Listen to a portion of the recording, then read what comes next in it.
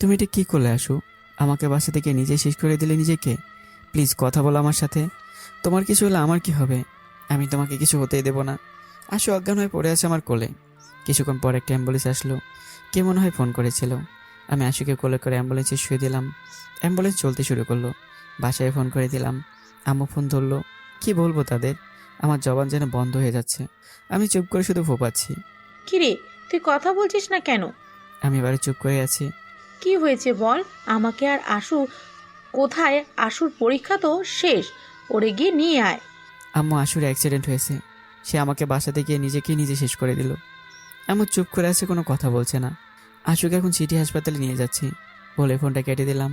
আম্মুর সাথে কথা বলে আমার বন্ধু নাইমকে ফোন দিলাম। নাইমকে সব কিছু বললাম। কিছুক্ষণের মধ্যে আশুকে নিয়ে হাসপাতালে নিয়ে আসা হলো। আশুকে নিয়ে জরুরি বিভাগে ভর্তি করা হলো। ডাক্তার আশুকে অপারেশন থিয়েটারে নিয়ে গেল। আমি বাইরে একা একা দাঁড়িয়ে আছি। মনের মধ্যে হাজারো চিন্তা ঘুরপাক খাচ্ছে। অপারেশন থিয়েটারের সামনে দাঁড়িয়ে আছি। ভেতরে আমার পিচ্চি বউ আশুর অপারেশন হচ্ছে। পিচ্চিটা একেবারে পাগলি হয়ে গেছে আমাকে বাঁচানোর জন্য। নিজেকেই শেষ করে দিল। আমার আশুর কিছু হলে আমি তো বেঁচে থেকেও জীবন্ত লাশ হয়ে যাব। কথাগুলো ভাবছি, ওই সময় আমার বন্ধু নাইম আসলো। ভাবি, এখন কেমন আছো? অপারেশন থিয়েটারে নিয়ে গেছে। এখনো কোনো ডাক্তার বের হয়নি।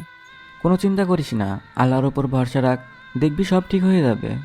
তাই তো করছি। আমি ভেঙে পড়লে চলবে না, তাহলে আব্বা মা আরও ভেঙে পড়বে। হুম, তুই চিন্তা করিস না, তোর বাইক আমি তোর বাসায় রেখে আসছি। তুই আমাদের বাসায় গিয়েছিলি? তাহলে আব্বা আম্মুর কি অবস্থা? ওরা এখন আসছে না কেন? আমি কি দেখে আঙ্কেল আন্টির মাথায় পানি দিচ্ছে। পরে আঙ্কেল বলল তোর সাথে কথা বলার পর নাকি জ্ঞান হারিয়ে ফেলেছে। তাই আমি আঙ্কেলকে আন্টির কাছে থাকতে বলেছি। আর আমি এখন হাসপাতালে। কিছুক্ষণ পর দুইজন ডাক্তার আর দুইজন নার্স বেরিয়ে আসলো। একজন ডাক্তার থাকলো, বাকি সবাই চলে গেল। আমি দৌড়ে ডাক্তারের কাছে গেলাম। ডাক্তার, আমার আশু কেমন আছে? প্লিজ ডাক্তার বলুন তো, আমার আশুর কিছু হবে না? শুনুন, রোগীর প্রচুর রক্তক্ষরণ হয়েছে, তাই যতদ্রুত পারেন এ পজিটিভ রক্তের ব্যবস্থা করেন। আমি খোঁজ নিয়ে দেখেছি আমাদের হাসপাতালের ব্লাড ব্যাংকে এই রক্ত নেই। এখন রোগ বিপদমুক্ত, কিন্তু 1 ঘন্টার মধ্যে যদি রক্তের ব্যবস্থা করতে না পারেন তাহলে রোগীকে বাঁচানো সম্ভব হবে না। ডাক্তার, আমার রক্তের গ্রুপ এ পজিটিভ। যত রক্ত লাগে আমার কাছ থেকে নিন। আলহামদুলিল্লাহ, আমরা যদি এখনই রোগীকে রক্ত সরবরাহ করতে পারি তাহলে রোগীর দ্রুতই জ্ঞান ফেরা সম্ভব হবে। আপনি আসুন আমার সাথে। আমি নাইমকে শক্ত করে জড়িয়ে ধরলাম। জীবনে বন্ধুর ভূমিকা কতটুকু আজ আমি বুঝতে পারলাম। আজ নাইম না থাকলে অন্য কিছু হতে পারত। বন্ধু, আমি তোর এই ঋণ কোনোদিন শোধ করতে পারবো না। চুপ, একদম কান্না করবি না। তুই আমার বন্ধু না, তুই আমার ভাইয়ের থেকেও বেশি। আর তুই যে ঋণের কথা বলছিস না, এটা তো সামান্য কারণ। আমি তোর কাছে এর থেকেও বেশি ঋণী। তুই আমার বাবার জীবন বাঁচিয়েছিস। আজ তোর জন্য আমার বাবার জীবন বেঁচে আছে। কথাগুলো বলে নাইম ডাক্তারের সাথে চলে গেল রক্ত দিতে। আসলে আমি একদিন নাইমের বাবার জীবন বাঁচিয়েছিলাম। নাইমের বাবা ব্যবসায়ী মানুষ। একদিন রাতে আমি রাস্তা দিয়ে আনমনে হাঁটছিলাম। তখন একজন লোকের চিৎকার শুনতে পেলাম। দৌড়ে লোকটার কাছে গেলাম। গিয়ে দেখি 4 থেকে 5 জন লোক নাইমের বাবাকে মারছে। আমি আর দাঁড়িয়ে থাকলাম না, ঝাঁপিয়ে পড়লাম লোকগুলোর ওপর। লোকগুলোকে উড়কিয়ে দুড়কিয়ে মারতে শুরু করলাম। এক পর্যায়ে লোকগুলো পালিয়ে যায়। তারপর নাইমকে ফোন করে আনি। পরে জানতে পারি নাইমের বাবা ব্যবসায়ী অংশীদাররাই লোক পাঠিয়েছে। এখন বর্তমানে আসা যাক। অনেকক্ষণ ধরে দাঁড়িয়ে আছি, আশুর কাছেও যেতে দিচ্ছে না। কিছুক্ষণ পর দেখে আব্বু আর আম্মু আসছে। আম্মু এসে কান্নাকাটি শুরু করে দিয়েছে। আমি আম্মুকে সান্ত্বনা দিতে পারছি না। কি বলে সান্ত্বনা দেব আম্মুকে? এই ছেলে, তোমার কি লজ্জা শরম বলতে কিছু নেই? দেখতে তো ভদ্র পরিবারের ছেলে মনে হয়, তাহলে এভাবে অভদ্রের মতো গার্লস কলেজের সামনে দাঁড়িয়ে আছো কেন? আমি আসলে... আর বলতে হবে? তোমাদের মতো ছেলেদের আমি ভালো করে চিনি বাপু। আন্টি, আপনি আমাকে ভুল বুঝছেন। এই কলেজে আমার ছোট বোন পড়ে। ঠিক ওই সময় কলেজ ছুটি হয়। আর আশু আমাদের সামনে এসে হাজির। আশু আমাদের সামনে এসে বোঝার চেষ্টা করছে আমরা কী নিয়ে কথা বলছিলাম। আর তখনই অচেনা মহিলা আশুকে দাঁড়িয়ে থাকতে দেখে বলতে শুরু করলো, এই মেয়ে কি তোমার ছোট বোন? জি জি আন্টি। ওহ, ভালো। আর আমার কথা কিছু মনে করো না। না আন্টি, আমি কিছু মনে করিনি। তাহলে বাসায় যাও তোমরা, আর আমিও যাই। বাই। জি ভাই। এদিকে আশু দাঁড়িয়ে শুধু আমাদের কথা শুনছিল। আর মহিলাটি চলে যাওয়ার পর আমাদেরকে জিজ্ঞাসানোর দৃষ্টিতে তাকিয়ে আছে। আমি আশুর অবস্থা বুঝতে পেরে বললাম, আমি এখানে আসতে চাইনি। আম্মা আমাকে পাঠিয়েছে তোমাকে কলেজ থেকে বাসায় নিয়ে যাওয়ার জন্য। আশু কিছু না বলে বাইকে গিয়ে বসে।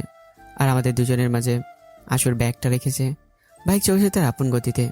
আর আপনাদের সাথে কথা বলছি, কিন্তু আমার পরিচয় তো দিতে ভুলে গেছি। এখন বলি, আমার নাম রাজু। আর এতক্ষণ যার সাথে কথা বললাম মানে আশু। আর আশু হলো আমার স্ত্রী, কোনো বোন না। আশুর পুরো নাম হলো সাদিয়া উম্মে আসমা। আমি ভালোবেসে আসমা থেকে আশু ডাকি। আশু আর আমার সম্পর্ক এমন কেন তা জানার জন্য আমার সাথেই থাকুন। আমি বর্তমানে পড়াশোনা শেষ করে বাবার কোম্পানির হাল ধরেছি। আমার পরিবারে আমি, মা, বাবা আর আশু। পরিচয় তো অনেক দিলাম, এবার গল্পে ফেরা যাক। কেমন? হঠাৎ করে আশু বলল। বাইক থামান। কেন? আমি আইসক্রিম খাবো, ওই দেখেন আইসক্রিমের দোকান নিয়ে আসেন। যাচ্ছি, তুমি এখানে দাঁড়াও। আসার সময় আস্তে করে বললাম, আজ পাখির মুখে কথা ফুটেছে। আসলে আশু আমার কাছে এই প্রথম কোনো কিছু নিজ থেকে চেয়েছে, তাই তাড়াতাড়ি করে আইসক্রিম নিয়ে আশুর কাছে আসলাম। এই নাও তোমার আইসক্রিম। আমি আপনার আইসক্রিম খাবো না। কেন? আপনি আইসক্রিম আনতে যাওয়ার সময় আমাকে কি বলেছিলেন? কই, আমি তো তোমাকে কিছু বলিনি। তুমি আমার কাছে কিছু চেয়েছো, এটা আমার সৌভাগ্য। নাও এবার খাও তো। আমার মনে হলো আপনি আমাকে কিছু বলেছিলেন। আরে না, এবার খাও। এই মেয়েদিকে আস্তে কথা বলো, শুনে ফেলে। দেন। তারপর আমার কাছ থেকে আইসক্রিম টেনে বাচ্চাদের মতো খেতে শুরু করলো। আবারও বাইক চালাতে শুরু করলাম।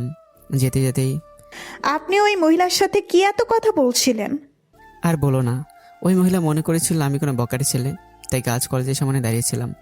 আমার কথা শুনে আশু হাসাহাসি শুরু করেছে। ও ভালো, তা আপনি কি বললেন? আমি আর কি, আমি বলেছি আমার ছোট বোনই কলেজে পড়ে।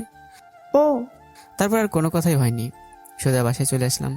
বাসায় এসে আশু বাইক থেকে নেমে গজগজ করতে করতে বাসার ভিতরে চলে গেল, আর আমি বাইক পার্ক করে বাসায় ঢুকলাম। কি রে শয়তান, তোকে দিয়ে কি একটা কাজও হবে না? আমি এবার তোমার কোন কাজটি করিনি বলো তো? তুই আমার মেয়েকে কি বলেছিস যে আমার সাথে কথা না বলে রাগে গজগজ করতে করতে ওর রুমে চলে গেল? আমি এবার তোমার মেয়ের কি করলাম?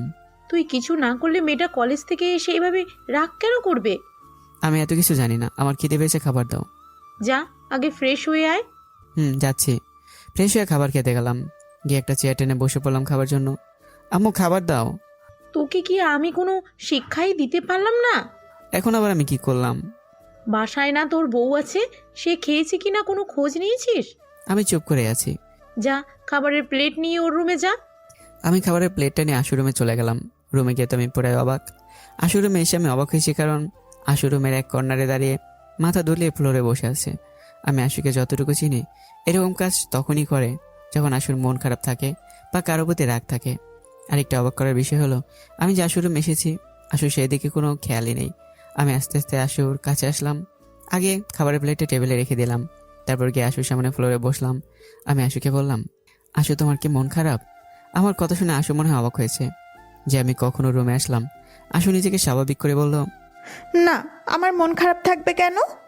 তাহলে এভাবে এখানে বসে আছো কেন? আমার মন চেয়েছে তাই। যাও ফ্রেশ হয়ে আসো, তোমার জন্য খাবার নিয়ে এসেছি। আমার কথা শুনে আশু মনে হয় কিছুটা অবাক হয়েছে, কারণ আমি তার জন্য খাবার নিয়ে এসেছি, যা তার মুখ দেখে বোঝা যাচ্ছে। আমি খাবো না। কেন খাবে না? তুমি কি আমার উপর কোনো কিছু নিয়ে অভিমান বা রাগ করেছো? আমি আপনার কে যে আপনার উপর রাগ করতে যাব? আসলে এই কথা আমি যা বুঝলাম, আশু আমার উপর অভিমান করে আছে, কিন্তু কিসের জন্য তা আমি এখনো জানি না। তাই আশুর 2 হাত ধরে ফ্লোর থেকে ওঠালাম। আমার এই কাজে আশু একটু হলো চমকে গেছে, কারণ আমি আশুকে লাস্ট কবে টাচ করেছিলাম তা আমিও জানি না। সম্ভবত আশু আমার মতো অবস্থা।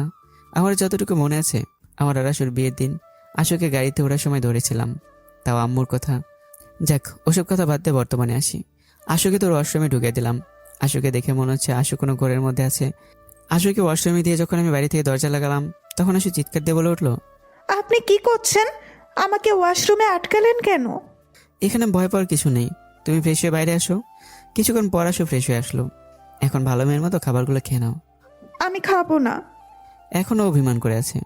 নিজের মনের মধ্যে এক বুক সাহস নিয়ে আশুকে বললাম, তুমি যদি কিছু মনে না করো, আমি তোমাকে খাইয়ে দিই। কি? না কিছু না, তুমি খাও। না, আমি খাবো না। তাহলে আমি খাইয়ে দিই। চুপ করে আছে, কিছু বলছে না। আশু চুপ থাকা থেকে বুঝলাম আশু আমার হাতে খেতে যাচ্ছে। আমি আশুকে বিছানায় বসিয়ে দিয়ে টেবিল থেকে খাবারের প্লেটটা নিয়ে আসলাম। তারপর আমি এসে আশুর পাশে বসলাম। এক লোকমা ভাত নিয়ে আশুর মুখের দিকে ধরলাম, আর আশু খেতে শুরু করলো। এভাবে আশুকে খাওয়ানোর এক পর্যায়ে আশু আমাকে বলল, আপনি খেয়েছেন? না তুমি আগে খাও, তারপর আমি খাবো। না, আপনিও এই প্লেট থেকেই খান। না তুমি আগে খাও। তাহলে আমি আর খাবো না। আচ্ছা আচ্ছা, আমিও খাচ্ছি। আশু আর আমি একসাথে একই প্লেটে খাচ্ছি। ভাবতে কেমন একটা ভালো লাগা কাজ করছে মনের মধ্যে, কারণ আমি আর আশু এত কাছাকাছি এর আগে কখনো আসিনি, বাসা হয়নি। তার অবশ্য কারণ আছে, তা আস্তে আস্তে আপনারাও জানতে পারবেন। আশুকে খাইয়ে দিয়ে রুম থেকে চলে আসলাম। সত্যি বলতে আমার এখন অনেক ভালো লাগছে। আশুর কেমন লাগছে তা আমি জানি না, তবে আন্দাজ করতে পারলাম আশুরও ভালো লেগেছে। খাবারের প্লেট রাখার জন্য রান্নাঘরে চলে গেলাম। গিয়ে দেখি আম্মু রান্নাঘরে আছে। আমাকে দেখে আম্মু জিজ্ঞাসা করলো, কিরে, খাবার খেয়েছে? হুম। আশু কি করে এখন? ও রুমেই আছে। শোন, আমিও যখন তোর বাবার উপর অভিমান করতাম বা রাগ করতাম, তখন তোর আব্বু আমাকে নানানভাবে খুশি করার চেষ্টা করতো, বুঝলি? হুম। ও শোন, আমি এই কয়দিন খেয়াল করে দেখেছি আশু কিন্তু তোর উপর এখন দুর্বল হয়ে যাচ্ছে। মানে তোর প্রতি আশু মনে এখন ভালোবাসার সৃষ্টি হচ্ছে, বুঝেছিস গাধা কোথাকার? তুমি কিভাবে বুঝলে? পাগল ছেলে বলে কি, আমি একজন মা, তার উপর একজন মেয়ে মানুষ। তাই একজন মেয়ে মানুষ হয়ে অন্য একজন মেয়ের মনে কি চলছে তা ওই মেয়ের চোখের দিকে তাকালেই বুঝতে পারা যায়, বুঝলি? হুম। হুম, বুঝলাম। তাই তো তোকে আজ আশুর কলেজে পাঠালাম ওকে আনতে। আরে তুই কি করলি? ওকে রাগিয়ে দিলি? আমি তো আশুকে তেমন কিছু বলিনি। তুই বললি আর আমি তোর কথা বিশ্বাস করে নিলাম। আচ্ছা, এসব বাদ দাও। আমি আমার রুমে গেলাম রেস্ট নিতে। আচ্ছা যা। আমি আমার রুমে এসে শুয়ে আছি আর ভাবছি, আমু যে কথাগুলো বললো, মানে আশু আমাকে ভালোবাসতে শুরু করেছে, ভাবতে কেমন জানি ভালো লাগা কাজ করছে মনের মধ্যে। আসলে আমি আর আম্মু অনেক ফ্রেন্ডলি। আম্মু আমার সাথে সবসময় বন্ধুর মতো আচরণ করে। আমার আর আশুর বিয়েটাও আম্মুই দিয়েছে। আসলে আমার আর আশু বিয়ে হয়েছে আজ থেকে প্রায় 2 বছর আগে, তাও একটা দুর্ঘটনার কারণে। তখন আশু এসএসসি এক্সাম দিয়েছিল আর আশুর আম্মু ছিল আমার একমাত্র ফুপু। আশুর পরীক্ষা শেষে বায়না ধরেছিল ওকে নিয়ে ঘুরতে যেতে হবে। আশুর বাবা মা আশুকে নিয়ে কক্সবাজারে ঘুরতে গিয়েছিল।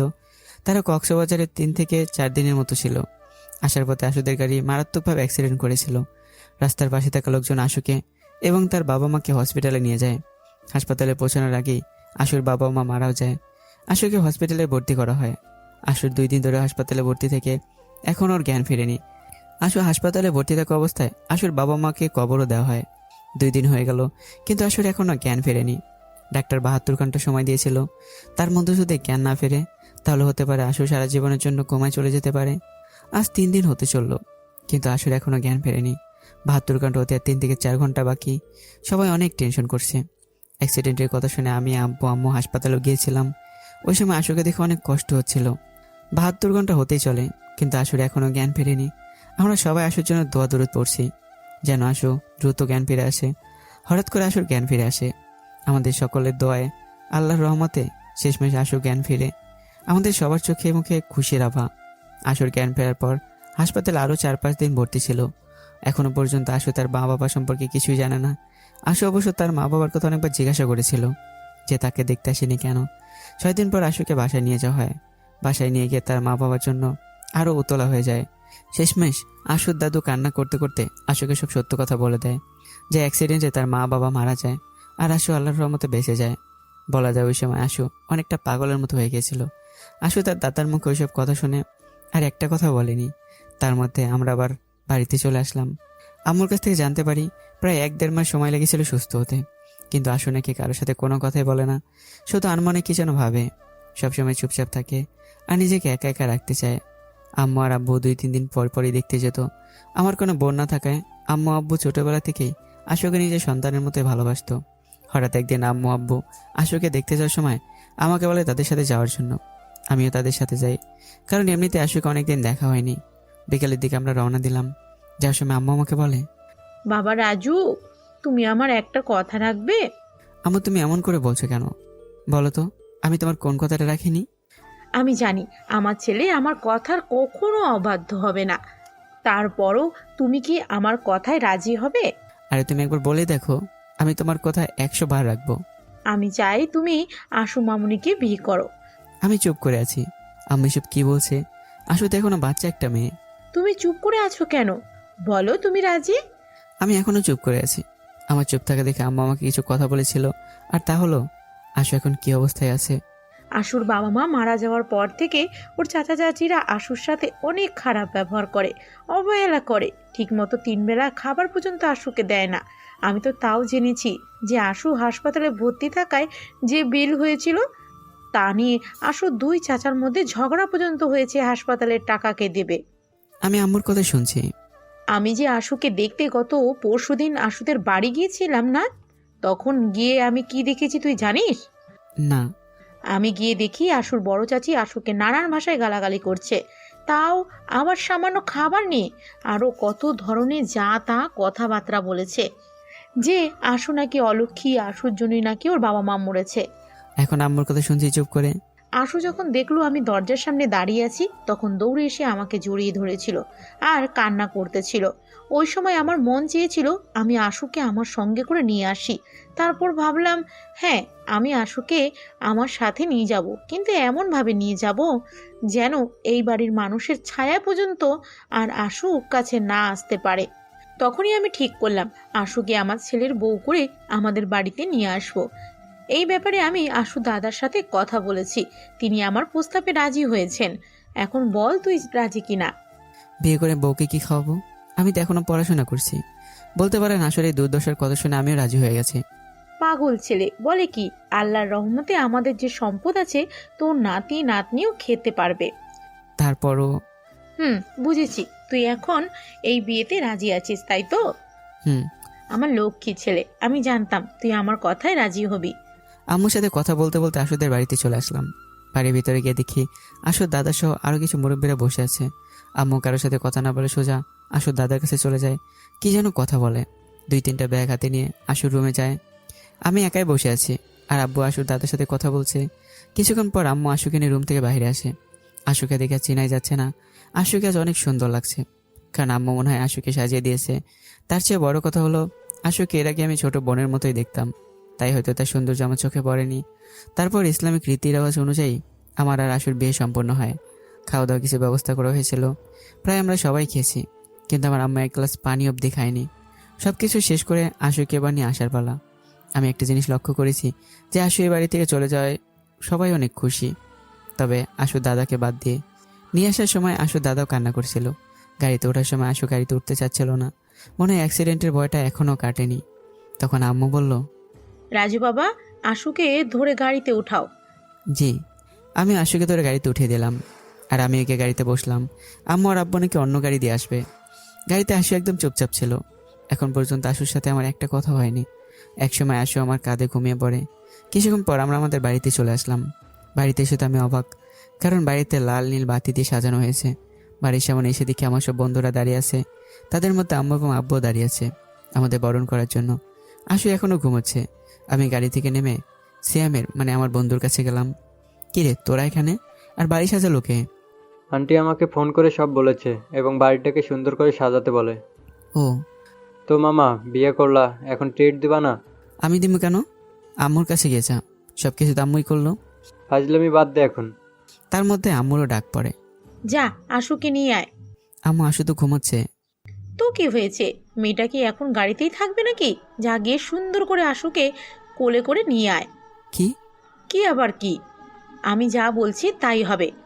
বুঝতে পারলাম এখন আর আমার কিছু করার নেই, তাই ভালোই ভালো আশুকে কোলে করে গাড়ি থেকে নামালাম।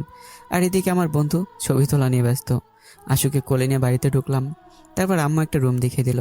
রুমটা ছিল আমার পাশের রুম। কোলে করে নিয়ে আশুকে ওই রুমে বিছানায় শুয়ে দিলাম।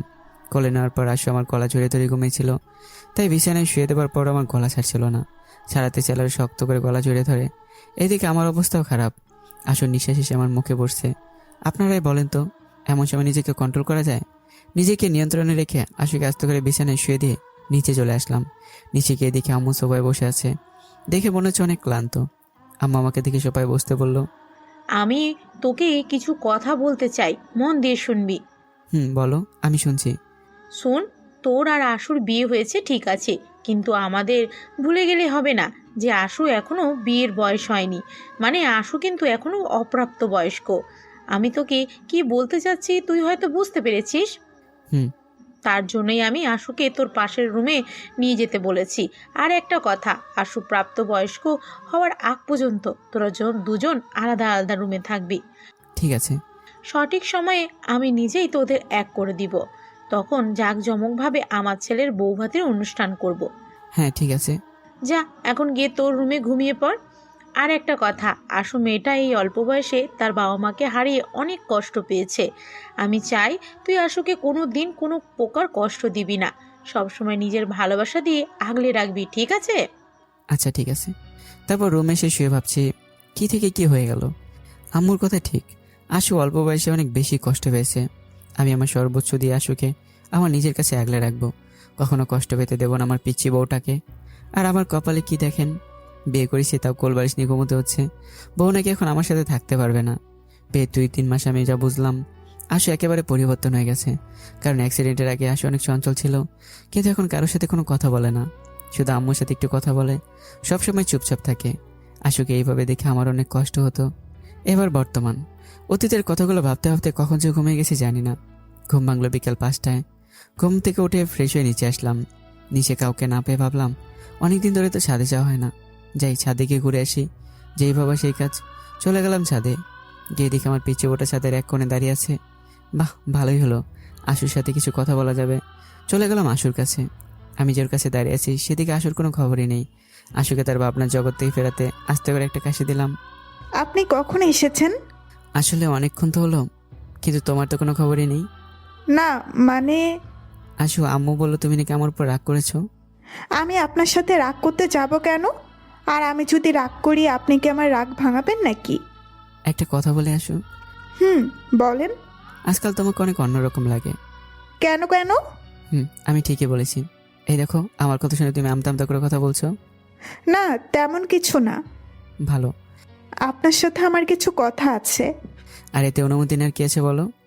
আপনার অফিসে মেয়ে মানুষ কয়জন? কেন? বলতে বলছি, বলেন না। এই তো 10 থেকে 15 জন হবে। এত মেয়ে মানুষ আপনার অফিসে কি করে? কি করবে কাজ করে? ওইসব মেয়েদের থেকে দূরে দূরে থাকবেন বলে দিলাম। কথাটি বলে আশু গজগজ করতে করতে নিচে চলে গেল। আর আমি ভাবছি অন্য কিছু। তাহলে আশু কিছুক্ষণ আগের কথা থেকে বুঝতে পারলাম আমার পিচ্চি ওটা এখন আমাকে ভালোবেসে ফেলেছে। তার জন্যই এত খোঁজ খবর নিচ্ছে আমার। ছাদে আরও কিছুক্ষণ থেকে নিচে নেমে আসলাম। রুমে বসে কিছুক্ষণ ফেসবুক চালালাম। তারপর সন্ধ্যা থেকে বন্ধুদের সাথে আড্ডা দিতে গেলাম। আড্ডা থেকে বাসায় ফেললাম রাত 10টায়। তারপর ডিনার করার জন্য সবাই টেবিলে বসলাম। অবাক করার বিষয় হলো আশু আজ খাবার বেড়ে দিচ্ছে। এর আগে আশু কখনো খাবার বেড়ে দেয়নি, আম্মুই সবসময় করতো। আশু সবাইকে খাবার বেড়ে দিয়ে আশু নিজে আমার পাশে একটা চেয়ার টেনে বসে বলল। খাবার খেয়ে বুঝলাম আজ আম্মু রান্না করেনি। খাবারের সাথে অন্যরকম লাগছে, কিন্তু অনেক ভালো হয়েছে। এদিকে তাকিয়ে দেখে আশু আমার মুখের দিকে তাকিয়ে আছে। আমি আশুকে বললাম, কিছু বলবে? খাবার কেমন হয়েছে? খুব ভালো হয়েছে। আচ্ছা বলো তো, আজ রান্নাটা কে করেছে? আমি রান্না করেছি। কি, তুমি রান্না করতে পারো? তোর কি মনে হয় আমার মেয়ে কিছুই পারে না? তা হতে যাবে কেন, তোমার মেয়ে সবই পারে। পারি তো। আমাকেও কিছু শেখায়ও। চুপ করে আছে, মনে হয় লজ্জা পেয়েছে। খাওয়া দাওয়া শেষ করে আমার রুমে চলে আসলাম। শুয়ে শুয়ে ভাবছি পিচি বউটা আমার জন্য এত কষ্ট করে রান্না করেছে, কিছু একটা গিফট তো দেওয়াই লাগে। তাড়াতাড়ি করে বাইরে গেলাম, আশুর জন্য আইসক্রিম আর চকলেট নিয়ে আসলাম। আইসক্রিম আর চকলেট নিয়ে সোজা আশু রুমে চলে আসলাম। গিয়ে দেখি শুয়ে শুয়ে বই পড়ছে। আমাকে দেখে আশু শোয়া থেকে উঠে বসলো। সূর্য আজ কোন দিক দিয়ে উঠেছে? আপনি আমার রুমে? সূর্য উঠে ডুবে গেছে, এখন রাত। কিছু কি বলবেন? তোমার জন্য আইসক্রিম আর চকলেট নিয়ে এসেছি। ওয়াও, আপনাকে অনেক ধন্যবাদ। ধন্যবাদ দিতে হবে না, এই নাও। নেন, আপনিও খান, না হলে আবার আপনি আমার খাবারে নজর দিবেন। তাই নাকি? ওকে দাও। আমি আর আশু দুইজনে বসে আইসক্রিম আর চকলেট খাচ্ছি। আশু একদম বাচ্চাদের মতো করে আইসক্রিম আর চকলেটগুলো খাচ্ছিল, আর আমি মুগ্ধ নয়নে আশুর দিকে তাকিয়ে আছি। আমি আশুর কাছে গেলাম এবং আশুর ঠোঁটে লেগে থাকা আইসক্রিমগুলো মুছে দিলাম। আশুর ঠোঁটে হঠাৎ আমার স্পর্শ পেয়ে কিছুটা শিউরে উঠল। আশু হা করে আমার দিকে তাকিয়ে আছে। আর হা করে থেকো না, মুখে মশা যাবে। চুপ করে আছে, মনে হয় কিছুটা লজ্জা পেয়েছে আমার কথায়। শোনো, আইসক্রিমটা খেয়ে শুয়ে পড়ো, আমি ঘুমোতে চলে যাই। Good night. আশু মাথা নেড়ে সায় দিল। আমি চলে গেলাম ঘুমোতে। শুয়ে শুয়ে ভাবছি আজকের দিনটা আমার জন্য কতই না ভালো ছিল। ভাবতেই ভালো লাগছে। আশুকে বাইকে করে বাড়িতে নিয়ে আসা, আইসক্রিম খাওয়ানো, নিজেতে খাইয়ে দেওয়া, বিকেলে একসাথে দাঁড়িয়ে কথা বলা, আমার জন্য প্রথমবার আশু রান্না করা, ওকে গিফট দেয়া, টোটে লেগে থাকা আইসক্রিমগুলো মুছে দেওয়া। কি শান্তি। আজকের দিনের কথাগুলো ভাবতে ভাবতে কখন যে ঘুমিয়ে গেলাম মনে নেই। সকালে ঘুম ভাঙলো আশুর ডাকে। আই ওঠেন, অনেক ঘুমিয়েছেন। যাও তো আম্মু, আমাকে আরেকটু ঘুমোতে দাও। কি সব আবল তাবল বলছেন? আমি আশু, আপনার জন্য চা নিয়ে এসেছি। আরে উঠছি তো। আর তুমি আমার রুমে? কেন, আমার আসতে কি মানা আছে নাকি? না না, তুমি না আসলে আর কে আসবে বলো?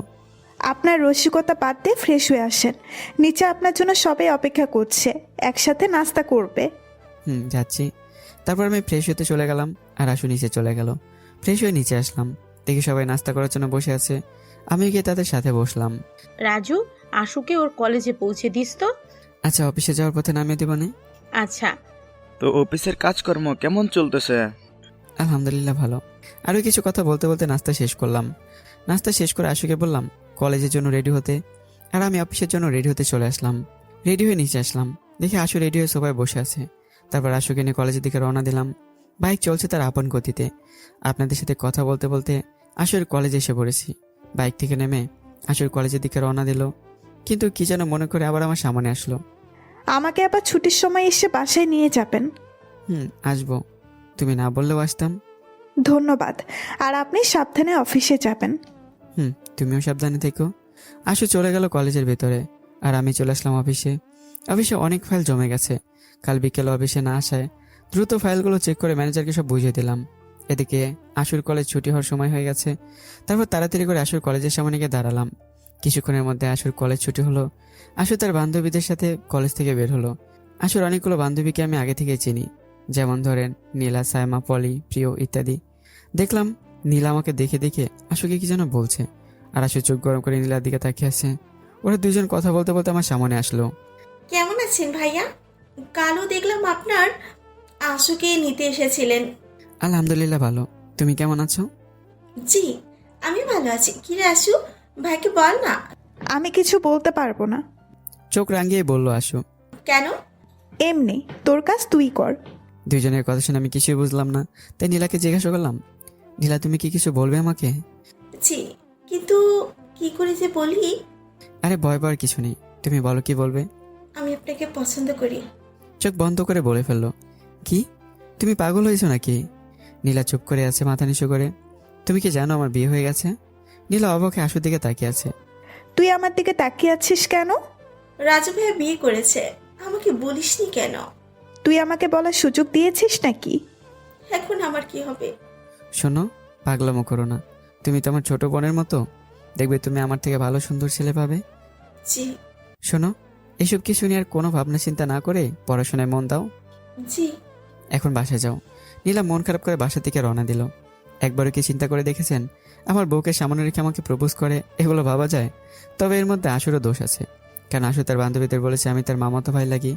কি হলো, দাঁড়িয়ে আছো কেন? বাসায় যাবে না? না। তোমার আবার এখন কি হলো? আমার আর কি হবে, সব তো একটুর জন্যই যেতে বসেছিল। কেন, নীলার কথা শুনে কি তোমার জ্বলছিল নাকি? আমার বইয়েই গেছে। তা তো দেখতেই পারছি। এখন বাসায় চলো।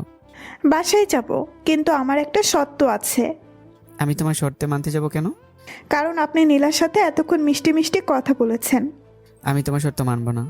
তাহলে আমি আম্মুকে বলবো আপনি আমার বান্ধবীদের সামনে আমাকে অপমান করেছেন। আমি এবার এসব কিছু কখন করলাম? তা ঠিক, কিন্তু তা আমি আর আপনি জানি, আম্মু তো আর জানে না। একবার ভেবে দেখুন, আমি যদি আম্মুর কাছে বিচার দেই তাহলে আম্মু আপনার কি হাল করবে? বুঝেছি। এখন বলো তোমার কি শর্ত? রাজি হলাম, কারণ আম্মু আশুর সব কথা সত্যি মনে করবে। আপনার শাস্তি হলো আমি বাইকে বসবো আর আপনি বাইক হাঁটিয়ে হাঁটিয়ে নিয়ে যাবেন। কি? এখন চেঁচিয়ে লাভ নেই, যা বললাম তাই হবে। শাস্তিটা একটু কমানো যায় না? না না, হবে না। তোমাকে বাসায় নামিয়ে দিয়ে আমার অফিসে যেতে হবে। তাহলে দাঁড়িয়ে আছেন কেন, শুরু করেন। কি আর করার, আশুর কথা মতো আশুকে বাইকে বসে বাইক নিয়ে হাঁটিয়ে হাঁটিয়ে চালাতে শুরু করলাম। আশু আমার দিকে মুখ করে বসে আছে, আমি বাইক চালাচ্ছি, আর আশু আমার দিকে তাকিয়ে আছে। 10 থেকে 15 মিনিটের মতো চালিয়ে আমার অবস্থা কাহিল। আমি তো ঘেমে একাকার। আমার এই অবস্থা দেখে আশু বলল, বাইক থামান। আমি চুপ করে বাইক চালাচ্ছি। এই, বাইক থামান না কেন? এখন আবার কি হলো? আপনি কি আমার উপর রাগ করেছেন? আমার চোখের দিকে তাকিয়ে বলল, আমাকে দেখে কি মনে হয় আমি রাগ করেছি? না। তাহলে এই কথা বলছো কেন? আমি মনে করেছিলাম আপনাকে শাস্তি দিয়েছি বলে আপনি আমার উপর রাগ করেছেন। রাগ করিনি, তবে তাড়াতাড়ি করে আবার অফিসে যেতে হবে। আচ্ছা যান, আপনাকে আজ মাফ করে দিলাম। অনেক ধন্যবাদ। চলো। আবারও বাইক চালাতে শুরু করলাম, তবে এবার হাঁটিয়ে হাঁটিয়ে না, বাইক তার আপন গতিতে চলতে শুরু করলো। কিছু সময় পর বাসায় চলে আসলাম। আম্মুর সাথে কিছু কথা বলে ফ্রেশ হতে চলে আসলাম। ফ্রেশ হয়ে নিচে আসলাম, তারপর আম্মুকে বললাম তাড়াতাড়ি খাবার দিতে। আম্মু এসে খাবার দিল। কি রে, এখন কি আবার অফিসে যাবি নাকি?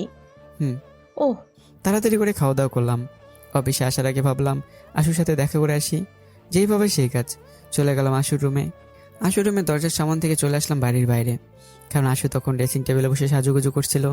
এমনিতে বারবার ক্রাশ খাই, এখন যদি আবার সাজুগুজু করে সামনে আসে তাহলে আবার কি করে বসে তা আর বললামই না, কারণ অফিসে লেট হয়ে যাচ্ছে। চলে আসলাম অফিসে, নতুন অর্ডার পাওয়ার ফাইলগুলো চেক করতে লাগলাম। ফাইলগুলো চেক করতে করতে সন্ধ্যা পেরে রাত হয়ে গেল। তারপর বাসার দিকে রওনা দিলাম। বাসায় যাওয়ার আগে দোকান থেকে আশুর জন্য আইসক্রিম নিয়ে নিলাম। বাসায় কলিং বেল বাজাতেই আশু এসে দরজা খুলে দিল। আশুকে দেখে মনে হচ্ছে আমার জন্য দরজার পাশে দাঁড়িয়েছিল।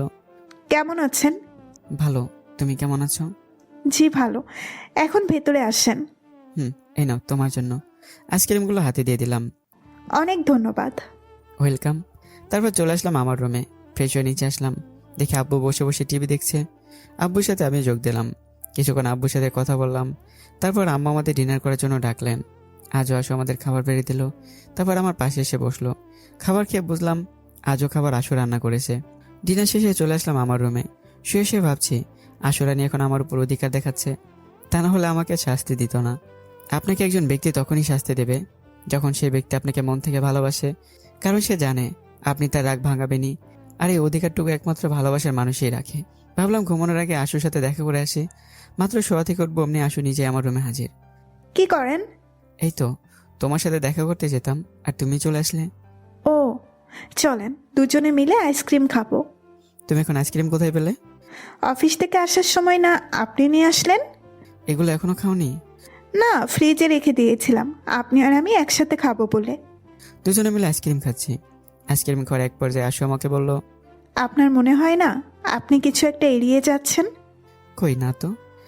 অফিস থেকে এসে কি একবারও আমার দিকে ভালোভাবে তাকিয়েছেন? আশুর কথা শুনে আশুর দিকে ভালোভাবে তাকালাম। অফিস থেকে এসে আশুর সাথে এত কথা বললাম, একসাথে বসে ডিনার করলাম, কিন্তু এই বিষয়টা তো আমার নজরে পড়েনি যে আশু আমার জন্য এত সুন্দর করে সাজুগুজু করে আছে। আমার পিচ্ছি বউটা মনে হয় তার জন্য দরজার পাশে দাঁড়িয়েছিল, যা থেকে আমি এসেই তার সৌন্দর্যের প্রশংসা করি, কিন্তু আমি তো এসব একবারও খেয়াল করিনি। শেষমেশ আমার রুমে এসে নিচ থেকে বলল তাকে দেখতে কেমন লাগছে। আশুকে দেখে এখন মনে হচ্ছে আমার প্রতি অভিমান করে আছে।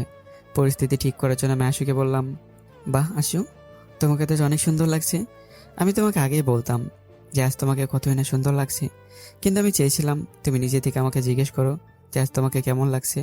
ডাহা মিথ্যা কথা, আমি এমন কিছুই ভাবিনি। আশুকে বোঝানোর জন্য বললাম, থাক, আর মিথ্যা বলতে হবে না। সত্যি বলছি তো আমি। আমি সব জানি, আর বলতে হবে না। বলে আশু আমার রুম থেকে চলে গেল। আমি অবশ্য অনেক ডেকেছি, কিন্তু কাজ হয়নি। কি জিদ্দি মেরে বাবা। তবে আমিও কিন্তু কাজটা ঠিক করিনি। বেচারি প্রথমবার আমার জন্য সাজুগুজু করে অপেক্ষা করছিল, আর আমি তাকে কিছুই বললাম না। তারপর বাকি আইসক্রিমটুকু খেয়ে আমিও ঘুমিয়ে পড়লাম। সকালে ঘুম ভাঙলো, বুকে ভারী কিছু অনুভব করে। ভালো করে চেয়ে দেখি তো আমি 1000 ভোল্টের শক খেলাম, কারণ আমার পিচ্ছি বউ মানে আশু আমার বুকে মাথা রেখে আমাকে জড়িয়ে ধরে ঘুমিয়ে আছে। বলতে পারেন কিছুক্ষণের জন্য আমার মুখের ভাষা হারিয়ে ফেলেছিলাম।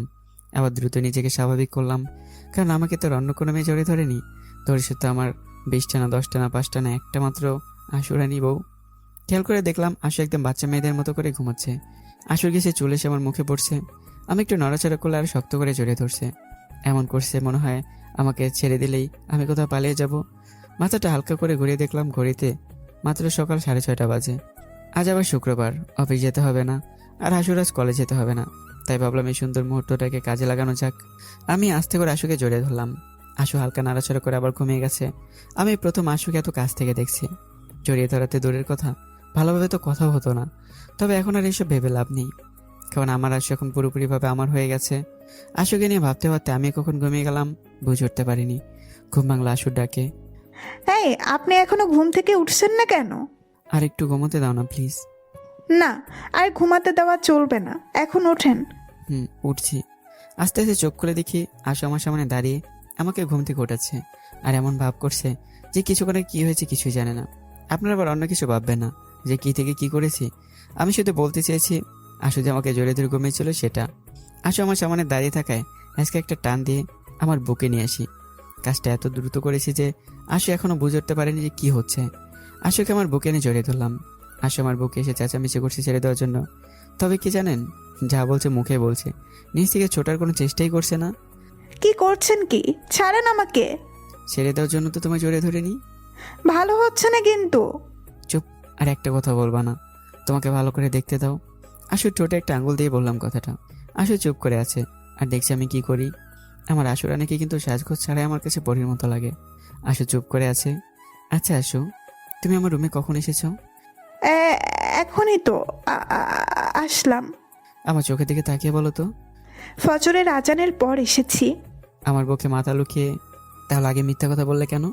কিছুক্ষণ চুপ থেকে কারণ আপনি আমাকে একটুও ভালোবাসেন না। কে বললো আমি আমার আশুরানীকে ভালোবাসি না? আমি নিজেই খুব ভালো করে জানি আপনি আমাকে একটুও ভালোবাসেন না। এটা তোমার ভুল ধারণা। আপনি যদি আমাকে ভালোবাসতেন তাহলে কাল রাতে যখন আপনার সাথে রাগ করে চলে গিয়েছিলাম, আমার রাগ ভাঙাতে চাননি কেন? এখন তো কান্নাই করে দিল। এই কান্না করে না, আমি তো মনে করেছিলাম তুমি ঘুমিয়েছিল। আমি কারো বাবু টাবু না। আর রাগ করে থেকো না প্লিজ। আসলে 2 গালে আমার হাত রেখে বললাম। আমাকে অনেক ভালোবাসতে হবে কিন্তু। তার বলতে আমার 20টা না 10টা না 5টা না একটা মাত্র পিচ্ছি বউ। তোমাকে ভালো না বাসলে কাকে ভালোবাসবো বলো? আচ্ছা, আমাদের দেখে কি কেউ বলবে আমরা স্বামী স্ত্রী? কেন বলবে না? আমাদের বিয়ে 2 বছরের মধ্যে আপনি কি একবারও বলেছেন আমাকে ভালোবাসেন? বলিনি, কারণ তোমার তখন এসব বোঝার মতো পরিস্থিতি ছিল না। আমার কিন্তু আপনার প্রতি ভালোবাসা মানে স্বামীর চোখে দেখা 2 বছর ধরে ছিল না, বলতে পারেন গত 1 সপ্তাহের মতো হলো। আর দেখেন এখন আমার সম্পূর্ণটুকু দিয়ে শুরু আপনাকেই ভালোবাসি। আবার আপনার কাছে ছুটে চলে আসতে মন চাইতো, শেষমেশ আর নিজেকে ধরে রাখতে পারলাম না। আপনি নিজে থেকে তো আর আমার কাছে আসবেন না, তাই আমি নিজেই আপনার কাছে চলে আসলাম। তাই এমন কি হলো যে এতদিনে কিছুই হলো না, কিন্তু 1 সপ্তাহে এত ভালোবাসা? সত্যি বলবো নাকি মিথ্যা বলবো? অবশ্যই সত্যি বলবো। আসলে হয়েছে কি, আমার বান্ধবী পারুলকে আপনি চেনেন? চিনি, বলো। পারুল একটা ছেলেকে গত 5 বছর ধরে ভালোবাসে। ছেলেটা এখন আমাদের সাথেই পড়ে, কিন্তু পারুল আজও সাহস করে বলতে পারেনি যে ওই ছেলেটাকে পারুল গত 5 বছর ধরে এত ভালোবেসে আসছে। আজ থেকে 1 সপ্তাহ আগে মানে শনিবার ইন্টার ফার্স্ট ইয়ারের একটা মেয়ে এসে ওই ছেলেটাকে প্রপোজ করে, আর ছেলেটিও অ্যাকসেপ্ট করে নেয়। আর এদিকে পারুল সব কিছু দেখে অনেক কান্না করে। তারপর বাসায় গিয়ে নাকি সুইসাইড করতে চেয়েছিল। পরের দিন জানতে পারি পারুল গুরুতর আহত হয়ে হাসপাতালে ভর্তি আছে। পারুলের অবস্থা দেখে ওই দিন রাতে আমার একটুও ঘুম হয়নি। জানেন কেন? না, তুমি বলো। কারণ ছিল আপনি। আপনার কথা ভেবেই আমার ঘুম হয়নি। একবার ভেবে দেখেছেন পারুল তো ওই ছেলেটাকে ভালোবাসতো, তারপরেও ছেলেটা ওর ভালোবাসা না বুঝে অন্য কাউকে এখন ভালোবাসছে। আর আমাদের বেলায় দেখেন, আমাদের বিয়ে হয়েছে 2 বছর হয়ে গিয়েছে। আমি তো আপনার সাথে ভালোভাবে কথাও বলতাম না। তো ওই দিন থেকে আপনাকে নিয়ে আমার ভয় হতো, যদি আমার কাছ থেকে আপনাকে অন্য কেউ কেড়ে নেয় তখন আমার কি হবে? তখন তো আমি মরেই যাব। আসো বলেই কেঁদে দিল। আরে কাঁদে না, শোনো, আমি তোমার ছিলাম, তোমার আছি, আর তোমারই থাকবো। সত্যিই তো সবসময় আমার পাশে থাকবেন? সত্যি সত্যি 3 সত্যি। এবার একটু জড়িয়ে ধরো তো। আমি পারবো না, আপনি ধরেন। ভোরবেলা তো ঠিকই ধরেছিলে। আপনি তখন দেখেছিলেন? না দেখলে এখন কি এত কিছু জানতে পারতাম? না দেখলে এখন কি এত কিছু জানতে পারতাম? বলে আশুকে শক্ত করে জড়িয়ে ধরলাম। কিছুক্ষণের মধ্যে আশু আমাকে শক্ত করে জড়িয়ে ধরলো। অনুভূতিটা প্রকাশ করার মতো না। আপনার ভালোবাসার মানুষ যখন আপনার এতটা কাছে থাকবে, তখন আপনার সব কিছু রংধনুর মতো রঙিন হয়ে যাবে। অতীতের সব রাগ, অভিমান, কষ্ট সব কিছু ভুলে যাবেন। অতীতের সব কিছু বলে ভালোবাসার মানুষটাকে আগলে ধরবেন। এভাবে কতক্ষণ ছিলাম জানি না। এই শোনেন। হ্যাঁ শুনছি, তুমি বলো। আজ তো শুক্রবার, চলেন আমরা কোথাও থেকে ঘুরে আসি। আমাদের তো এখনো কোথাও ঘুরতে যাওয়া হয়নি। গুড আইডিয়া, ঘুরতে নিয়ে যাব। তবে আমার 2টা শর্ত আছে। আগে বলেন কি সত্য? তুমি রাজি কিনা বলো। রাজি, বলেন। কিছু একটা ভেবে তাহলে শোনো। 1, এখন থেকে আর আপনি আপনি করবে না, তুমি করে বলবে। 2, এখন আমাকে একটা কিস করতে হবে। না, আমি আপনাকে আপনি করেই বলবো। তুমি কিন্তু কথা দিয়েছো আমার শর্ত মানবে। তুমি করে বলবো, তবে আব্বু আম্মুর সামনে আপনি করে বলবো। আপাতত চলে। আর 2 নাম্বারটা? ওটা এখন হবে না। তুমি কিন্তু শর্ত মানছো না। আমারও সময় আসবে বলে দিলাম, এখন চোখ বন্ধ করো। প্রথমবার তুমি করে বললো, চোখ বন্ধ করবো কেন? চুপ করে চোখ বন্ধ করো। এই চোখ বন্ধ করলাম। চোখ বন্ধ করতেই আশুর নরম 2টি হাত আমার গালে অনুভব করলাম। আস্তে আস্তে আশুর নিঃশ্বাস আমার মুখে এসে পড়ছে। সময়টা যেন আমার জন্য থমকে দাঁড়িয়েছে। অনুভব করলাম আশুর গোলাপির পাপড়ের মতো ঠোঁটজোড়া আমার ঠোঁটের উপর রাখলো। 2 থেকে 3 মিনিট পর ছেড়ে দিল। তবে আশু একটা আকাম করেছে, সেটা হলো আমার ঠোঁটে কামড় দিয়েছিল। মনে হয় কেটে ফেলেছে। কেমন দিলাম? তোমার ঠোঁটজোড়াতে মিষ্টি, আগে জানা ছিল না তো? এর আগে চেয়েছিলে? তাহলে এখন আবার চাই? জি না জনাব, এখন আমাকে ছাড়ো এবং নিচে ওঠো। বেলা অনেক হয়েছে, আম্মু আবার আমাকে খুঁজবে। আর একটু থাকো না। আমি তো আর চলে যাচ্ছি না, এখন উঠে ফ্রেশ হতে যাও।